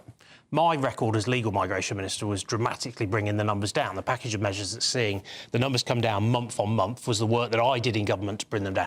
And that was precisely what I wanted us to be able to do on the back of the referendum, being able to pull those levers, taking a judgment on what the skills and what the needs were in our economy, how and if we wanted to respond to international crises and in what way in order to try and do that. And, for example, it was one of the reasons why I was very supportive of the work we did around trying to establish a cap on safe and legal routes to make sure that the number of places that we were providing annually would have arguably been much smaller year to year, because it was reliant upon what resources there were in communities across the UK to be able to facilitate that. But to try and bring these numbers much more in line with public expectations, and also what was manageable year to year, not least to ensure proper integration into the UK. Just very quickly, we are running out of time. Lots of people are getting in touch with what Charlie's just said, saying, yeah, if I say anything like what Charlie's just said, I'm accused of being racist. Oh, I'm so racist? bored of people saying it's absolute rubbish. That this is just something that people have said for decades and decades and decades. If I say this, I'm accused of being racist. Absolute nonsense. It's just nonsense. So it is OK to be worried about this level of migration and kids being stabbed, and that's not racist. That's fine. I don't think anybody would sensibly suggest that that view was a racist view. Well, people are saying, I don't agree. I don't agree. I fundamentally disagree with Charlie's view. I'm not suggesting it's a racist view. Why do you disagree? I personally think actually that a level of migration. I don't think it's sensible actually to put I think there has to be a level and a sort of cap on it. I don't know what that is. I'm not in the right position to say whether it should be 50,000, 100,000, 200,000, whatever. Mm-hmm. But I do think there is a level of migration that is beneficial from the perspective of you think diversity is a weakness. I do not. I think it's a good thing. I think it's a strength. I think it's great to bring different perspectives into this country. Even if that diversity is from cultures that have no values in common with ours. Well, it's not. I don't think it's as simple as that because I don't think there are. No, it's not because I don't think you could find a culture that has no values in common with ours. I don't think we have cultures in the world that are specific to one country that are diametrically opposed to ours. It's more complicated Afghanistan than as that. a woman, it has a very, very diametrically opposed view to under the Taliban, yeah, it does, absolutely. Yeah, and the Taliban are in charge at the moment. So there are cultures that goes against Yemen. There are cultures around the world. It doesn't mean that that's the regime. That doesn't mean that all Afghan people have a culture or have a worldview that is diametrically opposed to ours. That's my point. It's more complicated than that. But why take the risk? It's not as simple. It's not as simple, I don't think, as Charlie makes out. And I actually think closing our borders and saying no, completely close. Is the wrong thing to do. I think Tom made a really good point about Ukraine and about Hong Kong as well. We have a moral responsibility. Unfortunately, gentlemen, that's been a brilliant debate, but we do have to move on. It's always a debate that gets lots of you very angry, so do please get in touch. Tom, thank you very much for joining us. That's Tom Pursglove, former Minister for Legal Migration. And do keep your messages coming. I'll read as many as I can out. gbnews.com/your say. And for more analysis on that story, please do go to our website, which is at gbnews.com. Sure. Right, do you want to be cheered up? OK, well, let's give you something, shall we? It's time for the Great British Giveaway. If you want to be one of our 2 new winners, each with a iPhone, shopping vouchers and £10,000 in tax-free cash, here's all the details you need to do it. We're doubling your chances to win in our latest Great British Giveaway, with 2 fabulous prize bundles up for grabs. There's 2 lots of a totally tax-free £10,000 in cash. You'll also receive a brand new iPhone 16, along with £500 in shopping vouchers to spend at your favourite store. And the best news is 2 lucky winners are going to win. For another chance to win, text cash to 63232. 1 entry costs £2 plus 1 standard network rate message, or text bonus to 63232. 5 entries cost £5 plus 1 standard network rate message. Go to gbnews.com/win. Entries start from just £2. Call 0903 681 3232. Calls cost £2 plus your network access charge, or post your name and number to GB11 PO Box 8690 Derby DE1 9TT. UK only. Entrants must be 18 or over. Lines close at 6 p.m. on the 7th of March. Please check the closing time if listening or watching on demand. Good luck.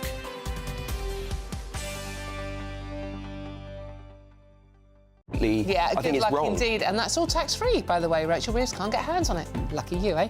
Right, I'm Dawn Newsroom. This is GB News, and there's loads more coming up on today's show. The Prime Minister is heading to Paris to convene with European leaders for crisis talks following Trump's plans for the Ukraine.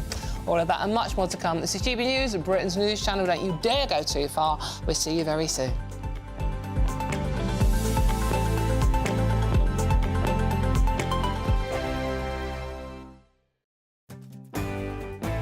I'm Martin Daubney. This is GB News, Britain's news channel.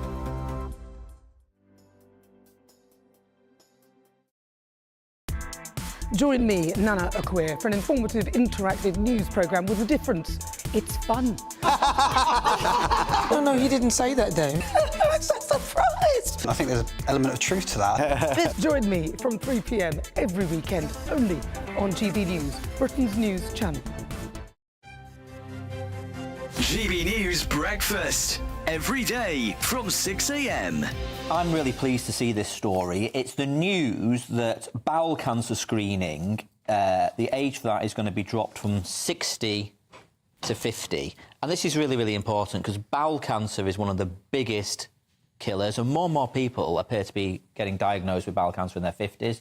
Not entirely clear why. And there was an inspirational woman called Deborah James who I actually met when I used to be the Shadow Health Secretary, and I remember meeting her when she had her cancer diagnosis and supporting her campaign, and she sadly passed away a couple of years ago, but it was a phenomenal campaign, and I think did inspire the nation. And this is so important. So people in their 50s are going to be sent these kits in the post. And I suppose my plea is just do not ignore these kits because you can deal with cancer if you catch it early enough. Yeah. So I mean, this is not the most pleasant thing to do, and a lot of us aren't used to it and talking about it and whatever, but it's essential, obviously, to do.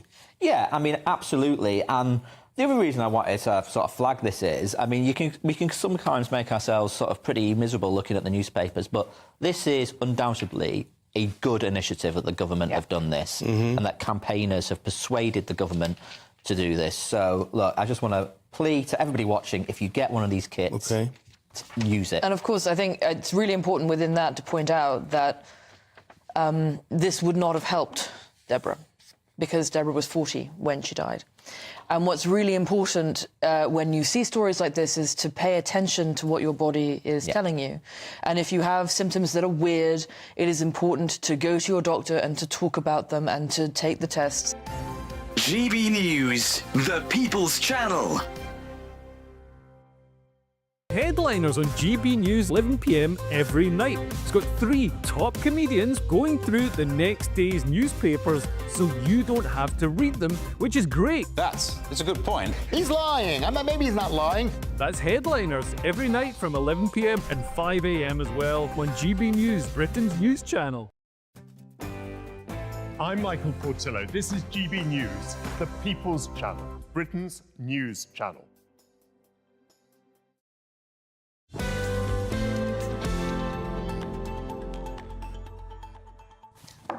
Oh, blimey, a bit of a packed one today, isn't it? Welcome back to the weekend with me, Dawn Newsroom. Thank you for your company this Sunday afternoon. Really appreciate your time. Huge stories to talk about. Yeah, the Prime Minister is reportedly plotting to override the Chancellor in an effort to raise defence spending.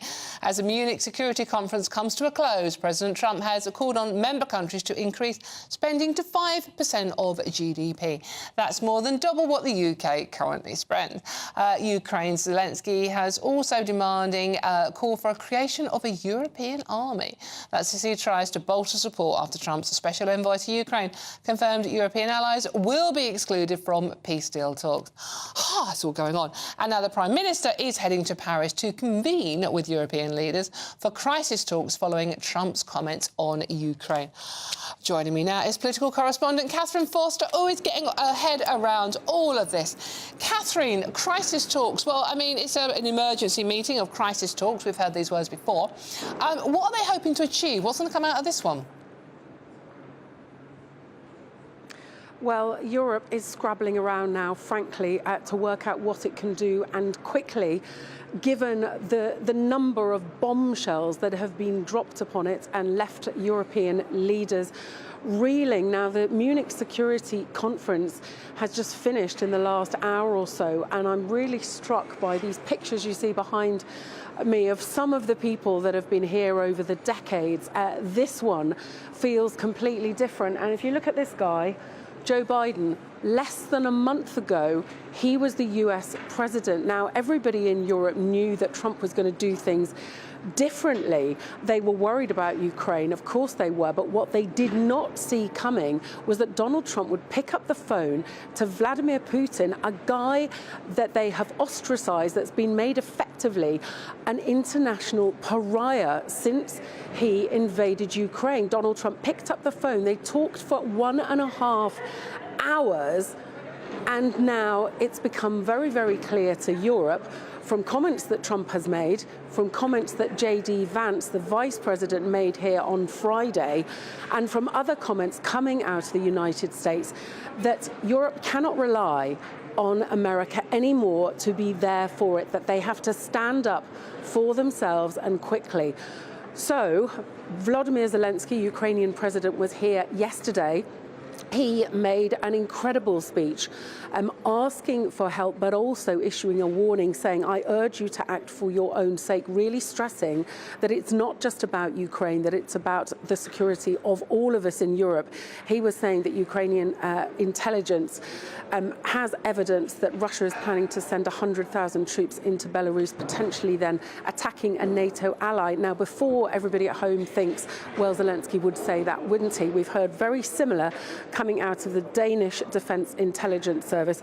They're suggesting a possible large-scale war in Europe within 5 years if Russia perceives that NATO is militarily weakened or politically divided. So this is why now, this chap over here, Macron, has rushed to convene this emergency summit happening tomorrow in Paris. The Prime Minister will be there, lots of European leaders, also the NATO Secretary General, Mark Rutte. They urgently need to come up with a plan because America has pretty much said that they are going to negotiate with Russia. They've not made it clear how much say Ukraine is going to have in this really at all, and they've pretty much indicated that Europe is going to be cut out of proceedings. So this is a war in Europe that European leaders appear currently to have no say in. So heads are absolutely spinning here. I have to say that I interviewed Boris Johnson for GB News a couple of days ago now. He said he thought there was a bit of headless chickenism going on here. He didn't seem to be as worried as everybody else. You can watch that interview on full on YouTube. But I have to say he is the only person here who seems to feel not terribly alarmed. There is a real concern, hence the urgency of this meeting in Paris tomorrow. Catherine, thank you very much, and thank you for all your work at that conference. It's certainly, as you say, certainly got some astonishing lines out of it. That's political correspondent Catherine Forster. I'm Dawn Neeson. This is GB News, and there's plenty more coming up on today's show, including Big Pants. But first, let's get the news headlines with Sophia, who I'm not going to go there. She's reading the headlines. Here she is.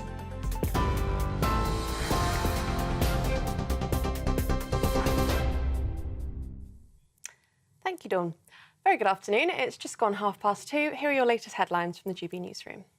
Now, the Prime Minister is to join European leaders at an emergency summit tomorrow as they consider how to respond to the US President Donald Trump's push for an end to the Ukraine war. Sir Keir Starmer is to visit Washington later in February in hopes it will bridge the gap between Europe and the US. This comes after the transatlantic relationship was strained by Mr. Trump's decision to speak to Vladimir Putin in the search for a Ukraine peace deal. Meanwhile, there are reports of the PM preparing to overrule Chancellor Rachel Reeves and raise British defence spending. Speaking last night, the Prime Minister said it was a once-in-a-generation moment for the UK, the US and Europe to work together, and that it's clear Europe must take on a greater role in NATO. This comes as the Munich Security Conference draws to a close today after a weekend of discussing future security challenges.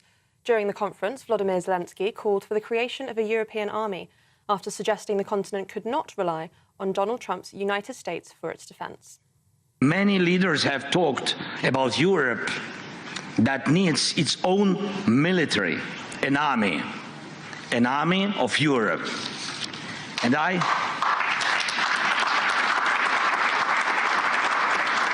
I really believe that time has come. The armed forces of Europe must be created. Meanwhile, senior officials from Donald Trump's administration will start peace talks with Russian and Ukrainian negotiators in Saudi Arabia in the coming days. Now, the Austrian police say the suspect was an Islamist who had sworn allegiance to Islamic State and was radicalised online. That's to do with the stabbings that took place in Austria yesterday.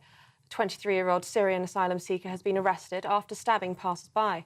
A 14-year-old boy has died and 4 others were left injured, 3 of which are in intensive care. The 23-year-old suspect, who has not yet been named, is a Syrian national with a legal residence in Austria, according to the police. Austria's right-leaning Freedom Party leader, Herbert Kickl, said in a statement, "We need a rigorous crackdown on asylum and cannot continue to import conditions like those in Villach." And Hollywood descends onto London this afternoon for the 78th BAFTA Awards. Now, there are 42 films up for awards this evening as the slightly unpredictable award season kicks off, with the drama Conclave leading the way with 12 nominations. Shining a light on the selection process of a new pope, the film's lead, Ralph Fiennes, is up for Best Actor. Spanish language for musical, Emilia Perez, is up there too with 11 nominations, but its chance at success took a hit recently after offensive historic tweets from its stars resurfaced. The ceremony will be hosted by actor David Tennant at London's Royal Festival Hall. That's the news on GB News. Aaron Armstrong will have your next update. For the very latest GB News direct to your smartphone, sign up to News Alerts by scanning the QR code or go to gbnews.com/alerts.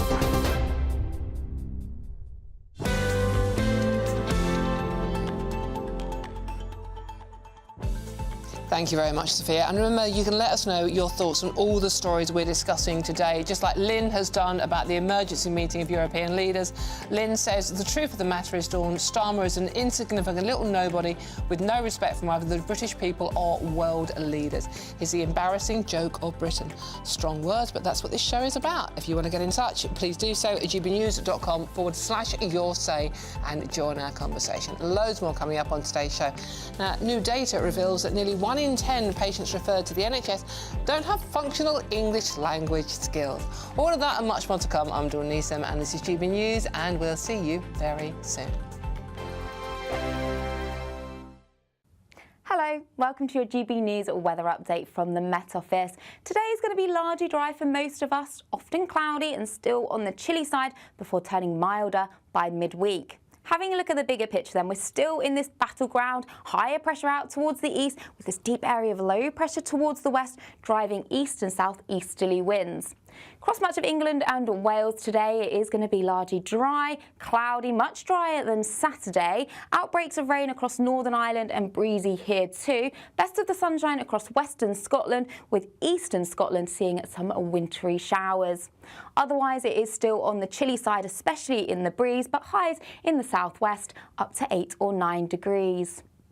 So through Sunday evening then, we hold on to some wintry showers across eastern parts of Scotland, mainly falling as snow over the highest ground. Towards the west, we'll see some clear spells through this evening, but across Northern Ireland, turning damp with outbreaks of rain moving through. Across much of England and Wales, though, a largely dry end to the weekend with some clear spells developing into the night. So as we go Sunday night into Monday morning, this band of rain across Northern Ireland will continue to push its way north and eastwards into western parts of Scotland and the south, perhaps turning wintry over the hills. Otherwise, much of England and Wales staying dry with some clear spells, and under any clear spells, we could see just a touch of frost developing by Monday morning. So to start Monday morning, again, still a chilly start out there, a lot of cloud around. There will be some breaks in the cloud, especially across northern parts of Scotland, with a few showers across Orkney and Shetland. Some glimmers of sunshine coming into the southeast of England, with heavier spells of rain coming into Northern Ireland later in the day. Otherwise, temperatures ranging from 4 degrees in the east, but up to 8 in the far southwest. Bye-bye. It's Patrick Christie's Tonight, and here we do things differently. It's explaining the absolute madness of this, doesn't it? It's explosive. I mean, this is very good. It's lively. 850. Your government sat there, Sean, and it did nothing. It's controversial. And the Middle East has been in turmoil since before I was born. It's everything you need to kickstart your evening. Everyone's had their Weetabix tonight. I love to see it. That's Patrick Christie's Tonight, weeknights from 9 p.m. Only on GB News, the People's Channel, Britain's news channel.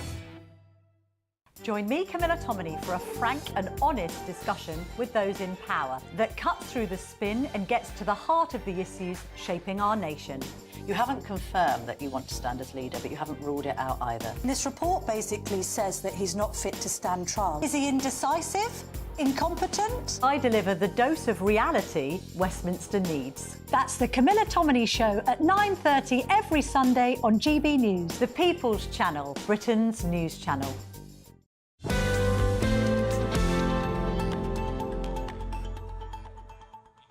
Hello, welcome back to the weekend with me, Dawn Neeson. Thank you for your company this Sunday afternoon. Hope you're having a lovely weekend out there. Now, this one's going to annoy you. Almost 1 in 10 patients referred to the NHS don't speak English. That's it, that's the story. Last year, more than 9% of referral letters from NHS England had to be translated into a foreign language, with Urdu being the most common language. Is this an undue pressure on, let's be honest, it's already struggling, isn't it? It needs more money all the time. The NHS, yeah, OK. Joining me now is NHS GP Dr Mark Pickering. Hi, Dawn. Mark, thank you very much for joining us. Mark, it's called NHS England. People are living in England, because we are talking about the English NHS, they say. Why aren't people learning to speak at least a little bit of English when they're here? Well, I think you're really jumping to conclusions there, Dawn. I mean, this story in The Telegraph is something that is really saying more about the Conservatives and Reform battling to talk more tough on immigration than anything else, because it's talking about the number of referral letters that are being translated. And, you know, think about how many Brits live in other countries. They may get on fine, but actually looking at you know, medical language and medical referral letters, you might really need it translating into your own language. And I think we should be really careful jumping to conclusions about that. People might have perfectly good functional illness language for getting on day to day within the UK, but actually if you're talking about, you know, a prostate cancer or your diabetes treatment or your heart failure medication, you really want to be able to understand the details of that. So to go from this figure of 10% of referral letters being translated to saying that we should shut down all NHS translation services, I think just ridiculous. That is what this story is about. I didn't actually say we should shut down the translation, but I mean, you're jumping to conclusions as well. You're saying because this story is actually about the medical terms needing translating, as opposed to the basic letters needing translating. Neither of us know exactly what the detail is about what is the problem here in this translation, do we? But I mean, sort of like, you know, when I sort of like attempted to live in Spain for a little bit, I did make an attempt to learn the language. Surely that's the important thing here. Well, of course, integration is important, isn't it? And I think it does raise other questions about how are we doing at helping people to integrate, encouraging them to integrate. But this bare figure of 10% of referral letters being translated doesn't tell us. And I think, you know, in the Telegraph article that this is based on, the Conservatives, I think it was Chris Philp, the Shadow Home Secretary, was calling for all NHS translation services to be shut down. And that's a massive overreaction. I think there's plenty more that we can do to say, OK, here are some figures. They raise some interesting things. Are we spending perhaps too much on translation? Does every referral letter that has the box ticked need to be translated? Might we think twice to say, yes, we can do this, but actually there is a cost to it? Just like lots of areas in the NHS, we're having to be a little bit more careful about rationing them. I think that's perfectly reasonable. And to say, you know, how are we encouraging people to integrate and encouraging them to learn the language when they can, when they're here in the UK. Mark, we are told literally on a daily basis now that, you know, the NHS needs more money. I mean, services are being cut, people are on waiting lists, etc., etc. We all know the story. So surely one area to save money would be on a translation service. I'd rather have more cancer treatment than translated letters, I must admit. So surely this will be one way of saving money. And if you can't understand the letter, go and ask someone else to translate it for you. Why do we have to pay for it? Well, think about it the other way. If you don't translate the letter for a patient and they don't understand what they have to do, and then they don't follow the information and the advice that they're being given, and their condition gets worse, then they'll come back into A&E with a much more expensive condition that needs treating, you know, in hospital for longer. If they end up on intensive care because they didn't realise how their type 1 diabetes had to be treated properly, they get a diabetic ketoacidotic coma, and they really end up costing the NHS a lot of money. It's not a simple thing. Okay. And I think this data should lead us to ask questions, but not jump to conclusions. Brilliant. And we are asking those questions. Thank you very much for attempting to answer them. And that's Dr Mark Pickering there, NHS GP. Thank you very much for joining us. We're running out of time to debate this one, unfortunately, so I'll come to you very quickly on this one, Charlie. As I said, you know, talk English. Learn English, integrate properly. One would think... What's the problem? Yes, that is the sensible and common sense solution. But the first thing to address with this story, I think, is this narrative that goes around by those who hold immigration as such as an article of faith, like, for example, Tom Pergrove, who was here earlier, and indeed perhaps Andy as well, that it is good for our public services, that mass immigration is good for our public services, that the NHS needs immigration. And it is true that the NHS employs a great deal of migrants. But at the same time, in the first quarter of 2024, the government gave out 75,000 health and social care visas, 15,000 of which went to people actually working in the NHS, the remaining 60,000 of which went to their dependents. So there is this idea that migrants are a net benefit when it comes to the NHS. But the reality of the matter is the migrants themselves who are working in the NHS are still using it, and they're also bringing their aunt, their dad, their brother, their son, you know, who are also using the NHS. So it's actually a net cost, right? But on this story in particular, it's predicted that the NHS spends £100 million a year on translation and interpretation costs, which is to say nothing of the other areas of the economy where this is a problem. Job centres, for example, spend £17,000 a week on translation costs. Now, one would think that a pretty basic common sense criteria for if we're going to have immigration, as I've said already on the show, I think that we should have a moratorium on immigration completely. But if we're going to have immigration, let's at least impose the very, very low standard of knowing the language of the country you're coming to. We would expect that of anywhere else. I would learn the language if I was going to move to a foreign country. I've all given my example. I wasn't very good, but at least I had a go. Andy, very quickly. Well, I think, you know, people in this country should be able to speak a functional standard of English. They should be able to interact with the state by speaking a level of English that means they can access those services. I don't think we should be requiring people who come to Britain to speak completely fluent English. Why? Because, well, would you say you'd learn the language if you moved to, let's say, Spain or France, wherever? Yeah. Would you learn it fluently, and who would be able to determine whether it was sufficiently fluent? To be fair... It's not a hard and fast rule. I have no plan to ever leave Britain. I want to live here for my entire life, so I don't... It's not something I really have to contemplate. But this is the point with immigration, is the standard should be high. It should be the case that you have to fluently be able to speak the language. I think on the specific question, Mark Pickering there set out the common sense position, which is, you know, yes, maybe we should be asking some questions about this, but it's not as simple as it's being made out. This is a classic example of a story that someone like the Telegraph or the Mail would use as a bogeyman for the reasons that we all understand. Right, OK, well, is it a bogeyman, or are you annoyed about this? I mean, do you think if you go to a country, you should at least learn to speak the language? I think so. But what do you think? gbnews.com/say. Now, if you are off to another country, because that's the only place you're going to get some winter sun, because it's not happening here, is it? Here's the forecast for some of those top European holiday destinations. Ready to soak up that holiday sunshine? Won't we need some cover? No worries. All sorted. All Clear Travel Insurance sponsors GB News Travel Destinations forecast. Hello there. We've got rain for Madeira over the next 24 hours, some stronger winds too, but much of the central Med will be dry with some sunny spells. We can see from Monday outbreaks of rain, strong winds, 17 Celsius Madeira. The Canary Islands generally dry, and much of western and central parts of the Mediterranean seeing some spells of sunshine. Unsettled further east towards Greece and across to Cyprus. Thunderstorms, outbreaks of showery rain. The outlook though is for plenty of sunny spells, temperatures in the high teens to low 20s. All Clear Travel Insurance sponsors GB News Travel Destinations forecast.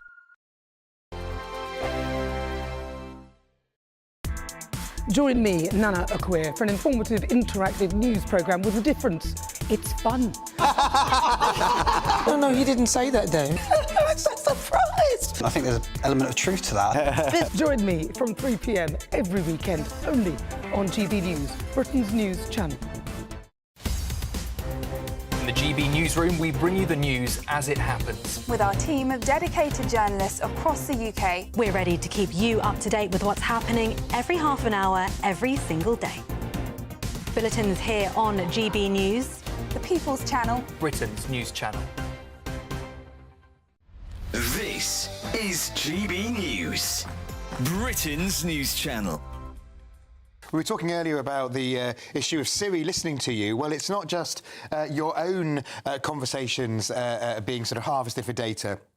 but it's a problem with AI. So what seems to have happened yesterday is that Apple issued a alert saying that Luke Littler had won the darts before he had. I mean, imagine what would, if he then gone on to lose, how that would have looked. I mean, obviously, because he went on to win, at least they got the story right, but before it had happened. So what it seems to happen is that the AI farms existing stories, and what it has done, that's the alert. We can see the alert there now, and it also claiming that Brazilian tennis player Rafael Nadal had come out as gay, when actually a different Brazilian tennis player was actually mentioned in the original story. So what it does is you see that it's branded as BBC Sport. What the Apple AI system does is it farms alerts that it thinks people are getting from the source, and then summarises them into That's one. going to be my question. Into one it alert. looks to me like you would assume, OK, the BBC are reporting this. Absolutely. So the BBC News might be saying something else. So it could happen to any news organisation. This has highlighted a massive issue. I mean, having editorial judgment and quality control, because if this is going on, it's just contributing to the flow of misinformation. Yes.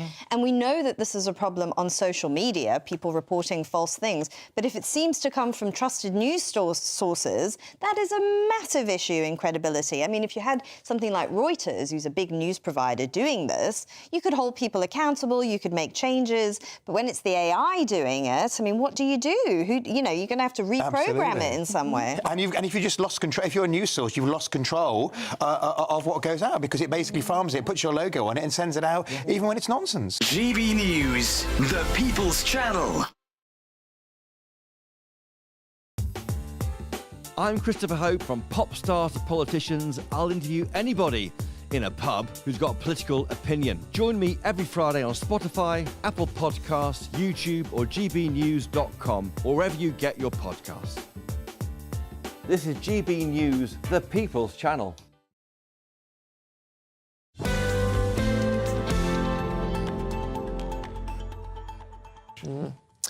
Hello, you're there. Hello, welcome back. This is The Weekend with me, Dawn Newsroom. So having a bit of a chit-chat about pants, basically, because we're getting back to that in any case. But before we have to talk about the royals, Donald Trump has said he would back legal action if it's proven Prince Harry lied on his visa application. This comes after the president saying last week he would not deport the Duke, claiming he has punishment enough with his terrible wife. His words, not mine. But could Harry's Californian dream quickly become a nightmare? Right, OK, Andy and Charlie have both been waiting for this one with bated breath. Who wants to go first, boys? I'll go, yeah. I mean, firstly, fundamentally, I don't care what happens to Prince Harry, because I just think he's a bore. He's just so boring. The whole thing is boring. It's tiresome, isn't it? I tell you what, I'm really looking forward to... Are you familiar with the term hate-watching? Watching things that you know you're going to hate?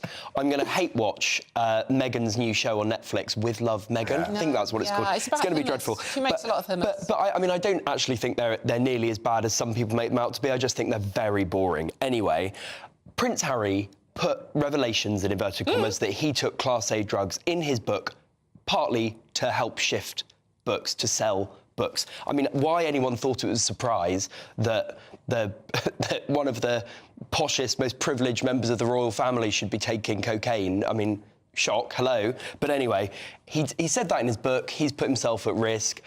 I think Donald Trump's probably got a bit more to be worried about than whether Prince Harry's being deported or not. But yeah, I mean, that's a long-winded way of saying who cares. But there is a legal action going on in America with people wanting to know, did you lie on your application form? Because if you admit to taking drugs, then there are issues with getting into America. I do actually agree with Andy that I find this. Oh, I know. I find this story so tiresome, right? Yeah. I don't care about Harry and Meghan. I would not waste my breath on them. But the interesting thing I think that we can pull out of this story actually is something that I don't see discussed anywhere in the mainstream media, certainly, right? And that is that why do we just take it as read? Why do we treat it as normal that very, very high-ranking members of our ruling class habitually use drugs, right? There's no discourse on drug use in mainstream politics in Britain because it's just taken as something that's kind of normal now. Whereas actually, I don't like the fact that so many of our politicians, I mean, and this is the thing that a lot of ordinary people don't realise, people who aren't actually in the political and media world, it's absolutely, it's rife, it's ubiquitous, it's everywhere, drug use, in kind of political and media circles.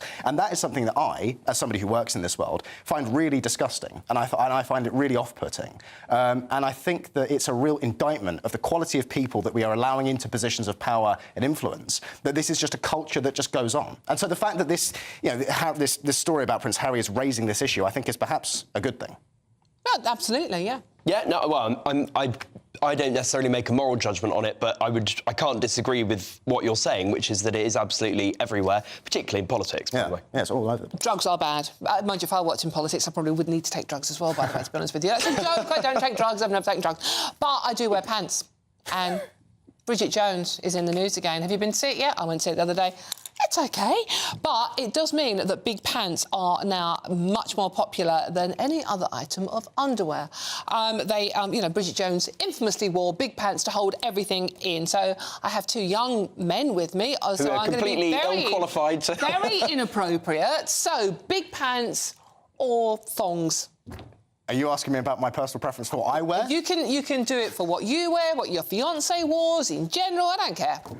Well, providing pure value-free analysis, talking about averages and ratios and public opinion, I would say that the latter of those options, that being smaller pants, let's say, is probably preferred by the majority of men. Right, OK. Yeah, but go to another man. I'm going to sidestep your question and say Bridget Jones is an iconic character, and I very much enjoyed the first film, which I must have seen multiple times. But you haven't seen this one? Haven't seen the new one, and I probably won't, to be honest with you. I probably won't go and see it, but not because I assume it's terrible. In fact, I think the reviews seem to say it's fine, as you said. But I don't know. Do we need a fourth? I think it's the fourth, isn't it? I'm not sure. Just not sure we need a fourth. I'm just very, very disappointed you went and asked the pants question. But the first one is absolutely brilliant. And you hate spiders. You're definitely cancelled. In any case, if you missed the show, you can catch up on the website or on YouTube or whatever the hell it is. I've been Dawn Neeson. This has been GB News. My panel have been brilliant. Andy Williams and Charlie. And thank you very much for joining me. And thank you for watching. Don't go anywhere. Nana's up next. It's a cracking show. But first, it's the weather with Catherine. Spoiler alert, it's cold. Have a lovely...